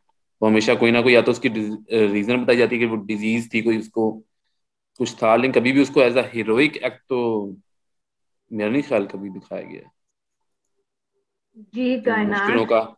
मुश्किलों का हल जो है वो सुसाइड है। वो कभी भी किसी मुझे नहीं लगता किसी शॉर्ट फिल्म से लेकर किसी भी चीज में कहते हैं इसको एज अ हीरोइक दिखाया गया कि ऐसा कर लेना चाहिए।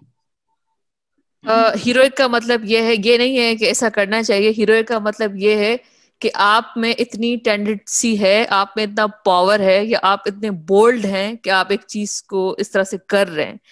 तो उसकी वजह से मैं उसको जो स्टडी करी हूँ वो ये है कि why all these things man do. आप औरत को क्यों नहीं दिखाते ज्यादा कि वो इस तरह की चीज कोई कर रही है। ये नहीं है कि एज अ हीरोइक एक्ट ये है कि वो अच्छी बात है कि आपको इस तरह से करना चाहिए। वो बात ये कि आप में कितनी हिम्मत है कि आप उस चीज को करते हैं। तो सुसाइड दो तरह की होती है, एक होती है जो आपका एक्सटर्नल फोर्स हो उसकी वजह से आप कर रहे हैं, और एक होता है कि कोई इंटरनल चीज चल रही हो और फिर आप करते हैं। तो ये दोनों को लेके वो है कि आप किसी कॉज या किसी चीज को इतना, आपके लिए वो इतना इम्पोर्टेंट है या चीज है, तो आप उसके लिए करें। तो इसमें अच्छा बुरा ये नहीं है कि करनी चाहिए नहीं करनी चाहिए। वो बात जो ये कि वर्ड है आप ना अपनी, हीरोइक, हाँ उस पर फिर उसको थोड़ी सी डिबेट होनी चाहिए, क्योंकि हीरोइक जो है एक पॉजिटिव वर्ड है, एडमायरेबल किस्म का, कि भाई एडमिरेशन है उसके अंदर कि आपने बहुत हाँ तो हीरोइक काम किया। हाँ तो मेल जो है वो मुझे ये लगता है कि वो हीरोइक एक्ट को वो यही प्रेजेंट करते हैं कि वो ही एक कर सकता है। तो इसलिए मैंने कायनात, उसको एज अ हीरो। नहीं मैम, इस बात है तो मैं एग्री आपने कोई करूंगा। मेल जब ये स्टेप उठाता है तो किया ऑब्वियस। था? सॉरी, क्या कह रहे हैं शजी? मैं पूछ रही थी कि कोई सीन सिलेक्ट किया था। और शजी आप कंटिन्यू करें जो भी कह रहे थे। नहीं, मैं नहीं बोल रहा था मैम, और कोई बोला है बीच में। अंजला था मैम। हाँ हंजला, जी हंजला था हंजला। मैम। जी हंजला।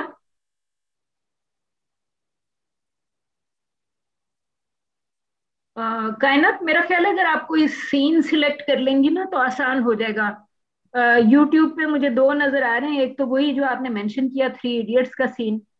और उसके अलावा मैंने तो ऐसे ही सुइसाइड लिखा था, तो एक कोई सुइसाइड साइलेंस के नाम से कोई 2 मिनट का सीन नजर आ रहा है। अगर आप चाहें तो उसमें से पार्ट दिखा दें या जो भी कर ले। तो आई थिंक एक एक चीज तो ये है ना कि लॉट्स ऑफ पीपल से एक्चुअली कि खुदकुशी करने के लिए बड़ी हिम्मत की जरूरत होती है। हाँ, आप में से कौन कौन एग्री करता है इससे? मैं तो बिल्कुल करती हूँ, बड़ी हिम्मत की जरूरत होती है।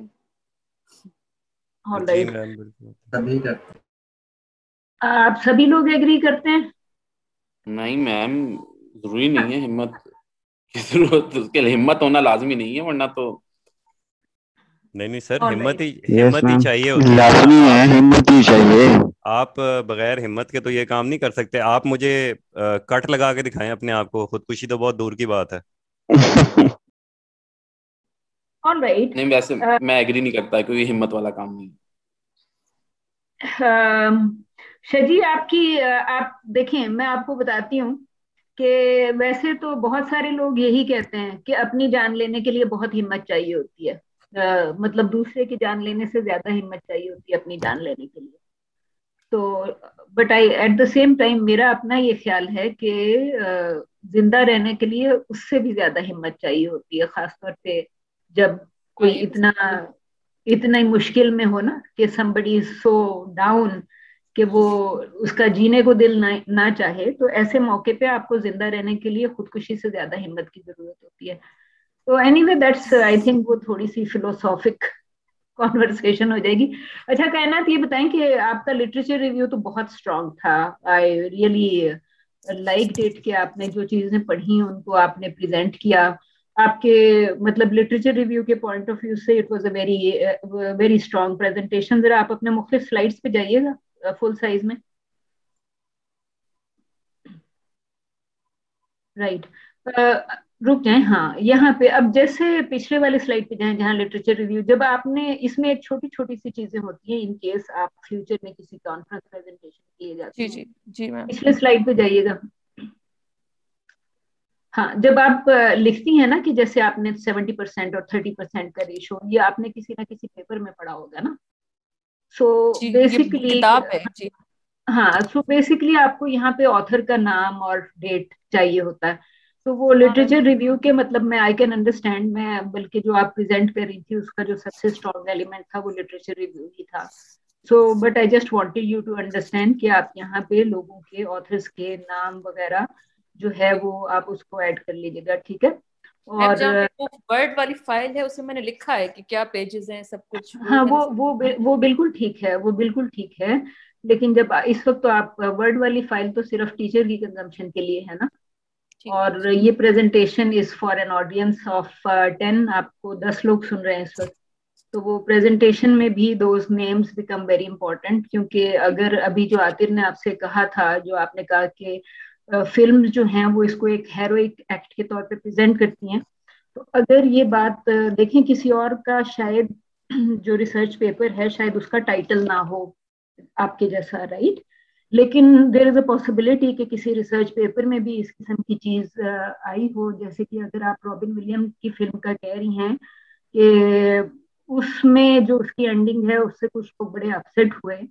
तो बेसिकली उसको एक चीज को दिखाया तो था, probably somebody might have written if you are feeling कि इसको एक हेरोइक एक्ट के तौर पे दिया गया है, तो वो आप अपना फाइनल पेपर तो उसी के ऊपर लिखेंगी ना कि फिल्म जो है उसको हेरोइक एक्ट के ऊपर के तौर पे प्रेजेंट कर रही है। So that is certainly fine. अगर किसी और का पेपर नहीं है उसके ऊपर तो yours can be first paper. There is also possibility कि किसी ने इसको एक आध लाइन में, सेंटेंस में या पैराग्राफ में लिखा होगा and you will be writing a full fledge paper on it. तो दैट इज परफेक्टली फाइन। अच्छा, अब जरा अगले स्लाइड्स पे जाइएगा। ये भी अगर आपने कहीं से उठाया था तो इस पे भी उसका आपको नाम चाहिए होगा, राइट। तो नॉट, मैं आज आपकी गलतियां नहीं निकाल रही, आपको बता रही हूँ कि in case you go to a presentation conference वगैरह में तो आपके पास इस केसेस में नाम होने चाहिए। It was extremely nice to see कि आपने सुइसाइड की मुख्तलिफ टाइप्स को भी मेंशन किया और मुख्तलिफ चीज़ों को मेंशन किया। तो डू यू फील कि आपकी जो फिल्म जो आपने सिलेक्ट की थी उनमें से कौन सी सुइसाइड टाइप अप्लाई हो रही है? जो आपने कहा ना कि ऑल्ट्रुइज्म जो आपने कहा, एनोमिक हाँ हाँ कहा, हाँ इगोइस्टिक वगैरह कहा, तो आपके ख्याल में जो आपकी सिलेक्टेड फिल्म्स हैं उनमें से इन तीनों में से कौन सा सुइसाइड कर रहे हैं आपके कैरेक्टर्स? मैम वही जो सेकंड वाला था कि जहाँ पे आप जो है वो किसी कॉज को सपोर्ट करने के लिए करते हैं, तो वो आता है मेरा सेकंड टाइप जो है। तो उस हिसाब से मैंने इन दोनों को देखा था। स्पेशली थ्री इडियट्स तो है ही उस पे, और जो रेड पर्ट सोसाइटी है उसको आप दोनों पे कर सकते हैं। उसका मैन है वो सेकंड वाला, लेकिन अगेन कि आप कौन से दोनों, सेकंड एंड थर्ड या first and second?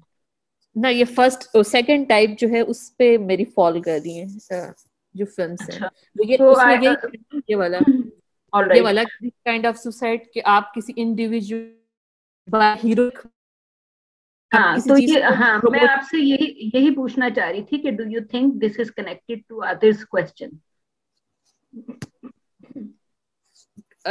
Sorry ma'am, sorry क्या कह रही?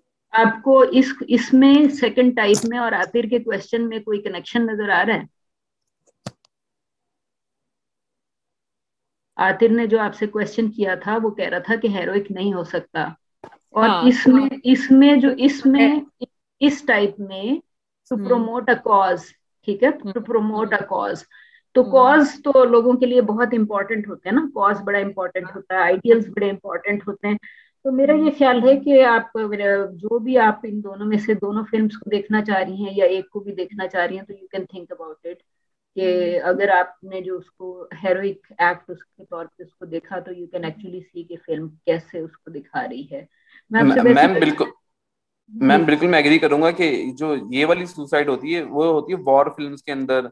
कोई मिशन के अंदर आप अपने दोस्तों की जान बचाते हुए कहते हैं ना, आप सुसाइडल टास्क ले लेते हो जिसमें आपको पता होता है कि आपने कहते हैं ना मर जाना है उस एंड ऑफ द टास्क, लेकिन आप कर लेते हैं। जैसे वी फॉर वेंडेटा कह लें, एक फिल्म है, तो उसमें भी इसी तरह कहते हैं ना, पता है कि वो अनारकी फैला रहा है और लोगों और जो गवर्नमेंट है उसने उसको मारना है, लेकिन वो कर रहा है वो अपने अपने आइडियल्स के लिए।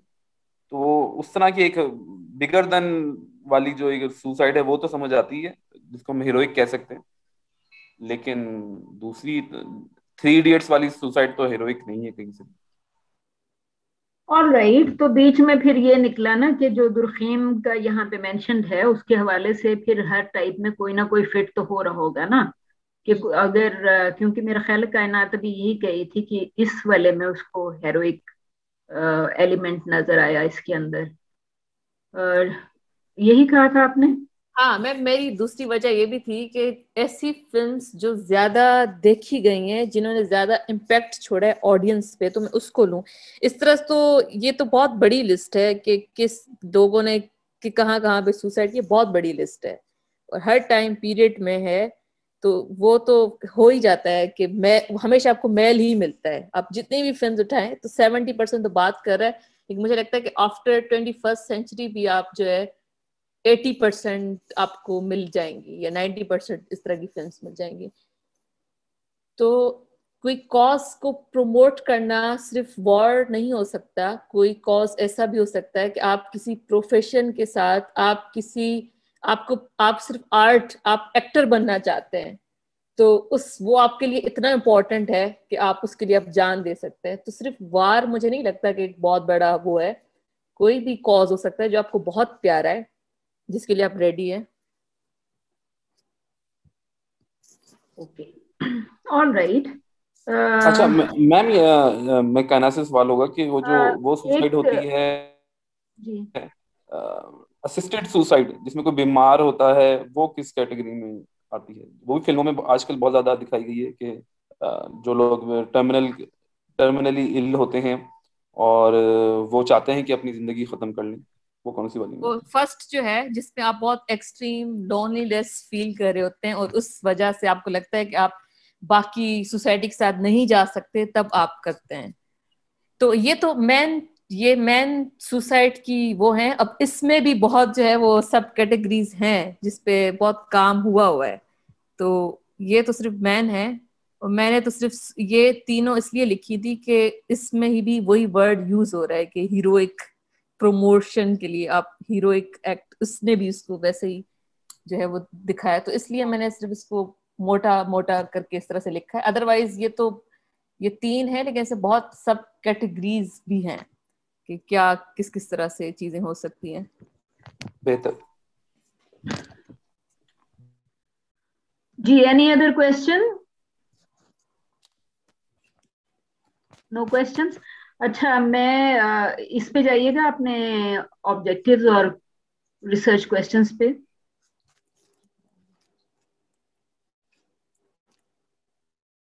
ऑब्जेक्टिव्स एंड रिसर्च हाँ मैम, क्वेश्चन। ऑब्जेक्टिव्स, हाँ जी, ये मैंने आपने जो पहले भी कमेंट एक।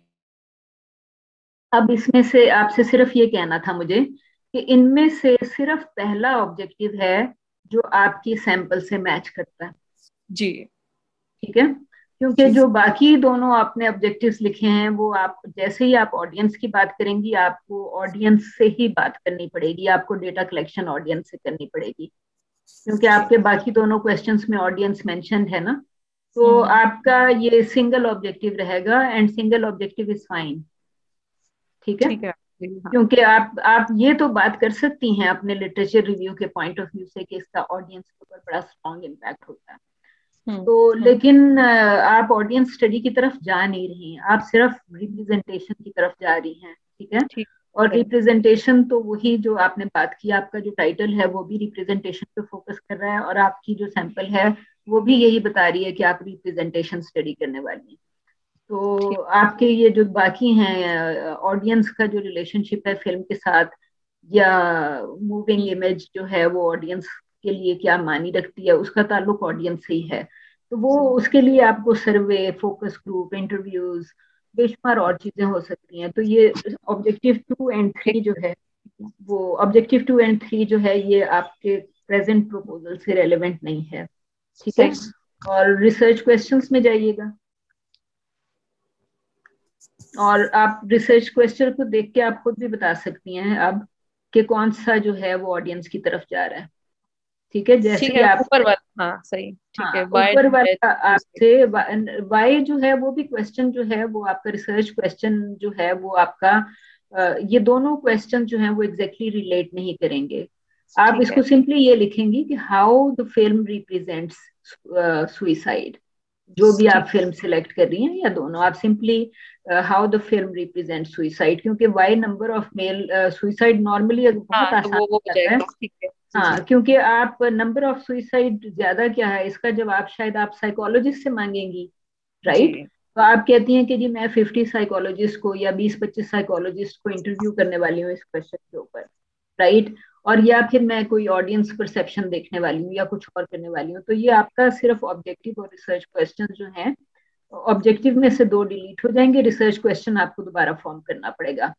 So rest of it I think was fine. और एनालिसिस मेथड में आप सिंपली यही कह देंगे कि आप फॉर इंस्टेंस कि फिल्म को कंटेंट से रिलेटेड जो डिफरेंट मेथोडोलॉजीज होती हैं, ठीक है, आप डिस्कोर्स हो गया, कुछ और हो गया, कंटेंट एनालिसिस पे चली गई किसी और चीज पे, तो you can talk about it कि जी मैं मैथड्स में सिंपली एनालिसिस जो है वो इस तरह की होगी और आप उसको थ्योरेटिकली वैलिडेट करेंगे, ठीक है? तो वो ठीक है। Apart from this I think कि आपका जो स्ट्रॉन्गेस्ट पार्ट था वो definitely literature review was very nice. और it was nice to see कि you have a very good grip on what you are discussing. जो आपको शुरू में डर लग रहा था कि जी मेरा मैंने कभी ये काम किया नहीं है, उसके गुड। बावजूद आपने यू हैव डन वेल, ठीक है? Thank you ji. Okay, thank you thank ji. Next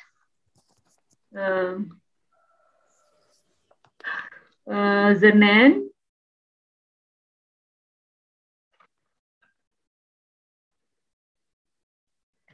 जरनैन and Atif. Atif आप कर लें। जी मैम, मैं करता हूँ।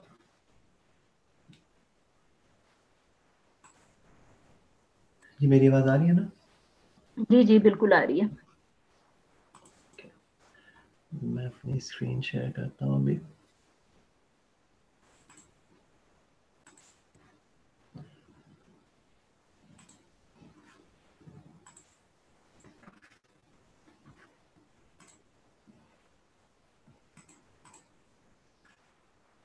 जी आप देख रहे हैं स्क्रीन जी शेयर जी हो गया? फुल स्क्रीन कर लें, बड़ी कलरफुल प्रेजेंटेशन है। जी। हाँ, अच्छा है ना, अच्छे अच्छे कलर्स देखने को मिलेंगे। जी अच्छा, ये है कि जो मेरी प्रेजेंटेशन है या मेरा टॉपिक है वो फिल्म दर्ज पे है सिमोन की। और फिल्म जो है वो इट्स ऑन कैनिबलिज्म। और कैनिबलिज्म जो है वो क्योंकि पाकिस्तान के पॉइंट ऑफ व्यू से दिखाया गया है। और उसमें ये है कि हमें बहुत से ऐसे पॉइंट्स दिए गए हैं फिल्म में कि हम उसके बारे में सोचते हैं। डायरेक्ट लाइंस दी गई हैं about the law and about cannibalism के इस पे जो है वो काम नहीं हो रहा ज़्यादा। इसके बारे में जो है वो हमारी सोसाइटी अभी तक कोई ऐसा हमारा जो कॉन्स्टिट्यूशनल लॉ है वो अभी तक कोई ऐसा उसमें नहीं आया कि कैनिबलिज्म पे सज़ा दी जाए और उसका कोई प्रॉपर एक निकालना जाए। तो ये टॉपिक मैंने इसीलिए चूज़ की है कि इस पे थोड़ी सी रिसर्च हो और इस पे थोड़ा सा बताया जाए और इस पे थोड़ी सी वर्किंग की जाए कि अगर कोई इस तरह का क्राइम करता है तो उसके पीछे मकसद क्या होता है। मकसद से मुराद है कि क्या वो इंसान जो है किसी अपने साइकोलॉजिकल फेज से गुजर रहा है या कोई उसको इज ही हैबिचुअल। और या इस तरह का कोई उसका ऐसा उसके दिमाग पे इफेक्ट होया हुआ है या if there is any other reason कि वो भूख की वजह से कर रहा है या कि उसको क्यों इस तरह से इसको करने को हो रहा है। तो हमारे जो इस टाइम मुल्क में इस क्राइम का जो कोई सजा बनाई गई है वो ज़्यादा से ज़्यादा 1-2 साल है। जैसा कि भक्कर में भी 2 भाई पकड़े गए थे ग्रेवयार्ड्स को डेग करके उनमें से बॉडीज निकाल के खाते हुए, उनको भी 2 साल की सज़ा हुई थी और 2 साल की सज़ा के बाद उनको छोड़ दिया गया था। और उसके बाद वो दोबारा पकड़े गए एक दफ़ा और उसके बाद एक छोटा सा बिल पास हुआ जिसमें स्टिल कोई ऐसी सज़ा अभी नहीं डिफाइन की गई। अगर ज़्यादा से ज़्यादा सज़ा भी कोई डिफाइन की गई वो 1 से 5 या 6 साल तक की सज़ा है, और उसमें फिर कुछ फाइन है, और उसके बाद वो दोबारा से इंसान रिलीज हो जाता है। अच्छा, तो माय पॉइंट इज कि जो फिल्म है, इस फिल्म में ये दिखाया गया है कि 2 कैरेक्टर्स हैं, जिसमें एक गुल है और एक लैला है। वो किस तरह इस पूरे मामला में इन्वॉल्व हो जाते हैं, और उनको क्या ज़रूरत पेश आती है कि they started eating the bodies. तो जो मेन कैरेक्टर है गुल, वो दिखाया गया है कि बहुत ज़्यादा अपने एंगर को अपने अंदर रखता है, उसमें एक बदले की आग होती है, और वो चाहता है कि मैं किसी ना किसी तरह अपने इस गुस्से को निकालूं। और ऑन एन अदर हैंड कि वो कोई काम भी नहीं कर रहा, और उसको भूख भी है, और उसने अपनी भूख भी मिटानी है। और इसी तरह जो एक करेक्टर है लीला, वो इसके साथ जब इन्वॉल्व होती है, वो ऑलरेडी एक ऐसा करेक्टर है जो दिखाया गया है कि चोरी करके अपना पेट पालती है, मगर क्योंकि वो चोरी करके जब पकड़ी जाती है और माशरे में उसको उसके साथ अच्छा सलूक नहीं किया जाता, उसको सज़ा के तौर पे जब वो चोरी से पकड़ी जाती है उसके बाल काट दिए जाते हैं, और उसके साथ बहुत बुरा सलूक किया जाता है। तो वो भी इसी गुल के साथ इन्वॉल्व होके उस कैनिबलिज्म में पड़ जाती है। तो द पॉइंट इज के हमारे यहाँ अगर हम देखें तो अभी तक कोई इस पे वर्किंग नहीं की गई, सच एज कोई लॉ पास नहीं हुआ। और सब कॉन्टिनेंट में भी अगर देखा जाए तो हमारे इंडिया में भी बहुत ज़्यादा इस तरह का क्राइम किया जाता है, और वहाँ पे भी कोई इस पे इसके अकॉर्डिंगली कोई सज़ा नहीं अभी तक फाइनलाइज की गई कि क्या इन लोगों को जो है वो बॉडीज निकाल के खाने पे किस तरह का इनके साथ रवैया किया जाए। क्या इनको रिहैब में भेजा जाए, या इनको इनका ट्रीटमेंट करके इनको बेहतर इंसान बनाया जाए, या इस सज़ा के पॉइंट ऑफ व्यू से इनको किस हद तक सज़ा दी जाए कि ये उसके बाद ये दोबारा हरकत ना करें। सो इस सारी प्रेजेंटेशन में बेसिकली मेरा कैनिबलिज्म को एक्सप्लेन करने का मैंने डिटेल दी हुई है कि ये बेसिकली होता क्या है और ये कहाँ से जनरेट हुआ था, और इसकी फर्दर टाइप्स क्या है, कि किस किस तरह के कैनिबलिज्म जो है वो लोग जो है वो कर रहे हैं, और किस तरह से इसमें इन्वॉल्व होते हैं।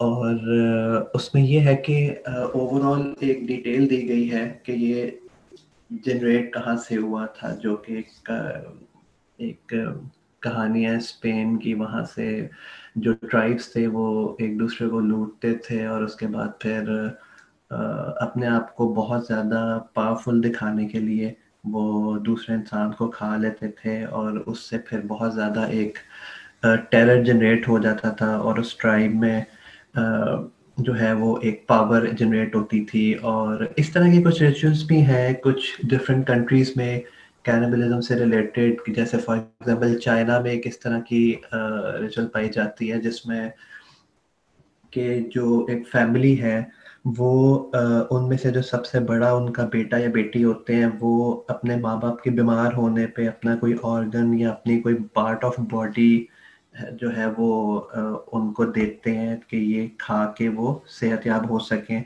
और इस तरह से ही जो चलता आ रहा है कि बहुत सी डिफरेंट और कंट्रीज में और इस तरह के एरियाज में इस तरह इसको फॉलो किया जाता है। तो हमारे यहाँ क्यों होता है, पाकिस्तान में इस पे जो है वो वर्किंग करनी करनी चाहिए, और पता कराना चाहिए कि क्यों इस तरह के केसेस निकलते हैं। जनरली अगर टाइप्स ऑफ कैनिबलिज्म देखें तो एक्सो कैनिबलिज्म होता है, एंडो कैनिबलिज्म होता है। एक्सो कैनिबलिज्म के अंदर भी बहुत सी टाइप्स हैं, मगर जो 2 बेसिक टाइप्स हैं वो एक तो रिवेंज बेस्ड होता है जो वॉर टाइम्स में और ट्राइब्स में और इस तरह के सिनेरियोज में कैनिबलिज्म किया जाता है, और एक मेडिसिनल होता है। और दूसरा जो एंडो कैनिबलिज्म है उसमें फैसल है और एक फिनरी राइट्स के पॉइंट ऑफ व्यू से होता है। तो ये इनके फर्दर टाइप एक्सप्लेन है। और कुछ कई जगहों पे जो है वो हमारे जो ये इस कैनिबलिज्म की डिटेल में अगर फर्दर जाते हैं, हमारी फिल्म से अगर मैं इसको रिलेट करूं तो इस पे हमारा कोई ऐसा फिल्म में ऐसा रोल नहीं दिखाया गया या ऐसा सिनेरियो नहीं दिखाया गया जो रिचुअल से बेस्ड हो या वॉर से रिलेटेड हो। हमारी फिल्म में सिर्फ ये दिखाया गया है दर्ज में कि इंसान कितना मजबूर कर दिया जाता है और किस हद तक मजबूर हो जाता है इस गुनाह को करने के लिए, जिसमें हमारी जो कैरेक्टर है लीला, उसने भी डायलॉग्स में यही बोला है कि तुमने मुझे मजबूर किया है ये गुनाह करने को। जिस पे जो मेन कैरेक्टर है गुल, वो आगे से उसको यही रिप्लाई करता है कि ये कोई गुनाह नहीं है, ये हमारी भूख की वजह से है। ठीक है, हमें मजबूर किया जाता है कि हम इस तरह के गुनाह करें। सो काफ़ी पावरफुल किस्म की लाइंस भी इसमें हैं डायलॉग्स में, और जिसके बाद इंसान से सोचने पे मजबूर हो जाता है कि क्या इतनी भी क्या मजबूरी और इतना भी क्या गुस्सा और इतनी भी क्या भूख कि आप एक इस भूख को काम करके पैसे कमा के भी वो कर सकते हो, मिटा सकते हो। Why to eat body of of like this. तो इसी तरह जो हमारी फिल्म है उसमें इन्होंने कैनिबलिज्म की जो टाइप यूज की है वो ये रिवेंज में और मैजिसिनल में नहीं आती, ना ही इस तरह की डिफरेंट उसमें कैटेगरी में आती है। ये आती है उसमें कि इंसान या तो अपनी मजबूरी के तहत या अपने गुस्से के तहत जो है वो आउट ऑफ सेंसेस हो जाता है और उसको फिर गुनाह गुनाह नहीं लगता और वो इस तरह की हरकत करने पे मजबूर हो जाता है और वो चाहता है कि उसके साथ जो भी इन्वॉल्व हो, अगर वो भी उसी की तरह का है तो वो भी ये गुनाह करे। सो अब मेरा जो फर्दर पॉइंट है वो ये है कि अगर तो हम इस पे स्टडी करें और अगर हम इस पे रिसर्च करते हैं तो हम हमारी रिसर्च के थ्रू शायद इस पे कोई कॉन्स्टिट्यूशन या कोई लॉ मज़ीद डेवलप हो सके। आई एम नॉट श्योर कि इस पे पाकिस्तान में तो इतना ज़्यादा इस कैनिबलिज्म पे काम नहीं होया हुआ, मगर इस फिल्म के बैन होने पे इस पे ज़्यादा वर्किंग हुई है, क्योंकि जब ये फिल्म बैन हुई थी तो बहुत से लोगों की क्यूरियोसिटी बिल्ट हो गई थी कि इसको देखने और इससे रिलेटेड इस टॉपिक पे जो है वो काम करना है। So at the end of this film आप अगर देखें तो उसमें बहुत ही उसको दर्दनाक किस्म की एंडिंग भी बनाई हुई है कि वो बहुत से लोगों को खा लेते हैं दोनों, और फिर जो है वो इसी तरह वो आज़ाद हो जाते हैं। मेन मकसद यही था मेरा ख्याल है इस फिल्म का कि उसमें जो ये गुनाह करता है वो जितने भी बॉडीज को खाता है और उसके बाद पकड़ा भी जाता है, अगर जेल भी जाता है और उसको सजा भी होती है, but at the end of the day he is released. ठीक है, एंड ही इज गॉन, और वो पकड़ा नहीं जा रहा, और क्योंकि हमारा यहाँ पे कोई ऐसा लॉ ही नहीं डेवलप होया हुआ जो उसको एक एक्सटेंसिव किस्म की सजा दे सके जिसके बाद वो ये हरकत ना करे। सो इसी तरह इस फिल्म में जो वो है क्या कहते हैं बाकी जो कैरेक्टर्स दिखाए गए हैं, लॉयर दिखाया गया है, वो भी कोशिश कर रहा है कि मैं किसी तरह इसको सजा दे सकूं। एग्रेसिव किस्म के पुलिस के लोग दिखाए गए हैं जो अपने कानों को हाथ लगा के कह रहे हैं कि मैं किस तरह से इस गुनाह को सजा दिलवाऊं, क्योंकि हमें तो कोई दफा ही नहीं मिल रही कि हम किस तरह इस मुजरिम को सजा दिला सकें। सो इतने क्लियर कट वर्ड्स और इतने क्लियर कट लाइंस फिल्म में है कि एवरीवन इज कंफ्यूज्ड कि अगर कोई मुजरिम पकड़ा जाता है तो हम उसको किस शिफ्ट में रख के किस दफा के तहत इसको सजा दिलवाएं, जबकि हमारे पास यहाँ पे कोई इस तरह का लॉ ही नहीं है रिगार्डिंग टू दिस क्राइम। अगर ज्यादा से ज्यादा भी कोई सजा मिलेगी तो वो 1-2 साल की सजा मिल जाएगी। उसके बाद if the person is habitual of eating bodies, वो बाहर निकल के दोबारा वही हरकत करेगा, और if he is not mentally well तो वो भी दोबारा से निकल के किसी को भी पकड़ के ये कर सकता है। सो इसी पॉइंट ऑफ व्यू से आगे जो है वो इसमें दिखाया गया सारा, और lack of law is the main point. And हमारे कॉन्स्टिट्यूशन में क्योंकि कोई लॉ नहीं है, और इसके पॉइंट ऑफ व्यू से सारी डिस्कशन की गई है इस फिल्म में। और अगर ये एक बिल पास हुआ था आफ्टर वो भक्कर वाले इंसिडेंट से, कि जब वो बाहर निकले थे और 2 साल की सजा काटने के बाद, तो उन्होंने अपने घर में ही दोबारा किसी बच्चे को पकड़ा था, और उसको पुलिस ने ढूंढते ढूंढते इनको दोबारा से तलाश किया, दोबारा से सजा हुई इस केस में, और still there is no law after this bill. और जो अब मेरा रिसर्च के पॉइंट ऑफ व्यू से रोड मैप है वो इस तरह से है कि मैंने अपना जो आइडेंटिफाई करना है टॉपिक, उसके बाद मैंने एक लिटरेचर रिव्यू दिया है, और फर्दर उस पर जो है वो ऑब्जेक्टिव्स आएंगे आइडेंटिफाई करने हैं, रिसर्च है, एंड देन इस पर हम फर्दर एनालिसिस करेंगे, reliability, validity and significance and limitations of research देखेंगे, फिर फाइनल फाइंडिंग्स की तरफ जाएंगे। सो रिसर्च गैप से रिलेटेड अगर देखा जाए तो this is the main point के that hinders and detailed analysis of the rationale behind the existence of this phenomena in a society, in particular in that lack of research and law towards the social motive that drives a person to do this unsettling act। कि जब आपके पास कोई law ही नहीं होगा, जब आपको डर ही नहीं होगा इसकी सजा का, जब आपके पास जब एक क्राइम करने वाले को पता होगा कि मैं ये हरकत करने के बाद दोबारा छूट सकता हूँ, तो फिर वो दोबारा इस पे एक्ट करेगा।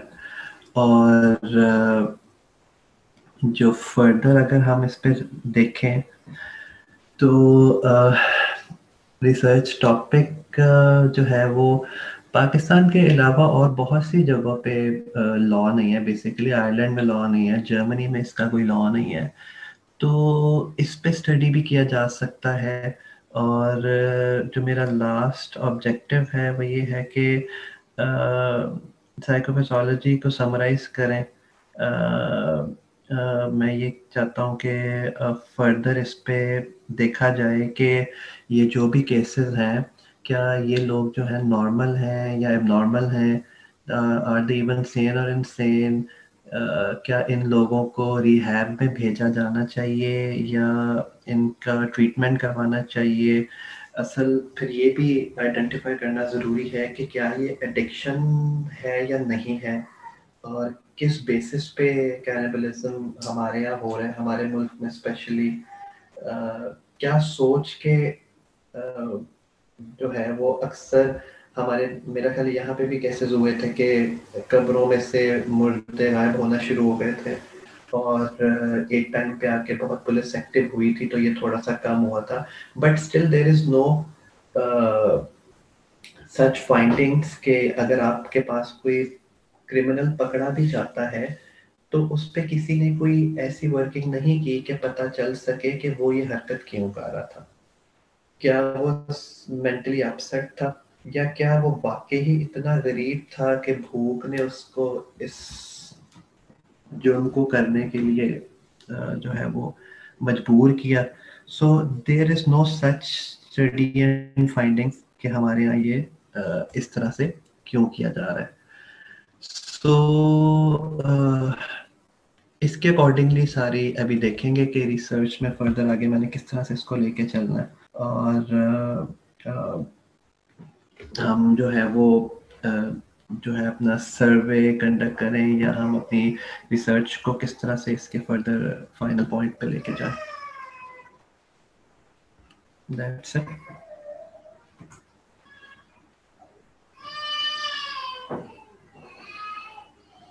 जी, क्वेश्चंस?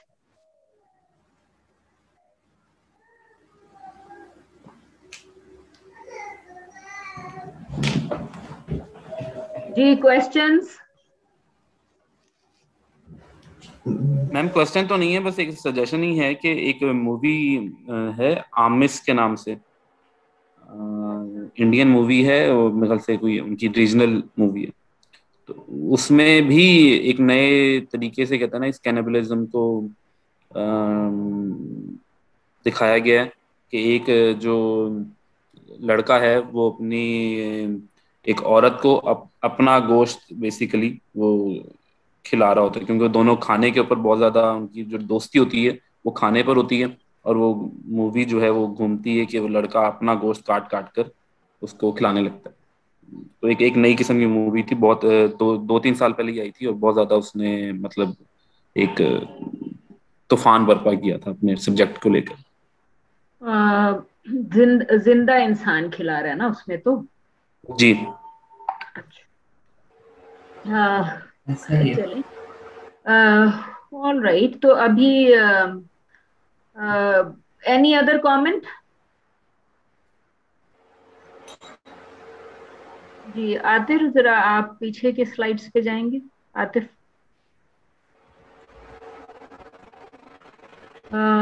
आपने सच कोई बात नहीं की रिगार्डिंग रिलायबिलिटी, वैलिडिटी और एनालिसिस मेथड के ऊपर, but I think it was generally very good. कहीं कहीं मुझे इम्प्रेशन मिल रहा था कि कहीं आप ऑडियंस स्टडी की तरफ तो नहीं जा रहे, क्योंकि जिस तरह मैंने अभी शजी से बात की थी कि जो क्वेश्चन था उसको कितने गौर से देखा। But I think it's fine, क्योंकि जो फिल्म के अंदर जिस तरह ये रिप्रेजेंटेड है, और फिर मैंने आपसे कहा था कि रियलिटी से कनेक्ट करें, तो रियल इंसिडेंट तो आपके पास मौजूद है ना, जिसका आप जिक्र बार बार कर रहे हैं। ठीक है, तो ये जो दो भाइयों की आप बात कर रहे हैं, जिसका आपने न्यूज क्लिप का शॉर्ट ऐड किया हुआ अपनी प्रेजेंटेशन के अंदर, so I think between these two things के जो दुर्ज है फिल्म और बेस्ड ऑन रियलिटी है, तो आप फिल्म के सीन्स और जो रियल इंसिडेंट है उससे उसको कुछ मिला के लिटरेचर के साथ मिक्स करके you can certainly work on your जो फाइनल एग्जाम वाला पार्ट होगा ना, तो आप उसको वहां पे कवर कर सकेंगे, राइट? तो आई थिंक कि वो इसमें ये इशू, वो जो एक चीज जो मुझे लग रही थी कि कहीं ये ऑडियंस की तरफ तो नहीं जा रहा, वो नहीं है इसके अंदर। आप इसको basically between film and reality, इसको आई थिंक के मिक्स करके with literature you can actually work on it. Objectives पे जाइएगा जरा। जी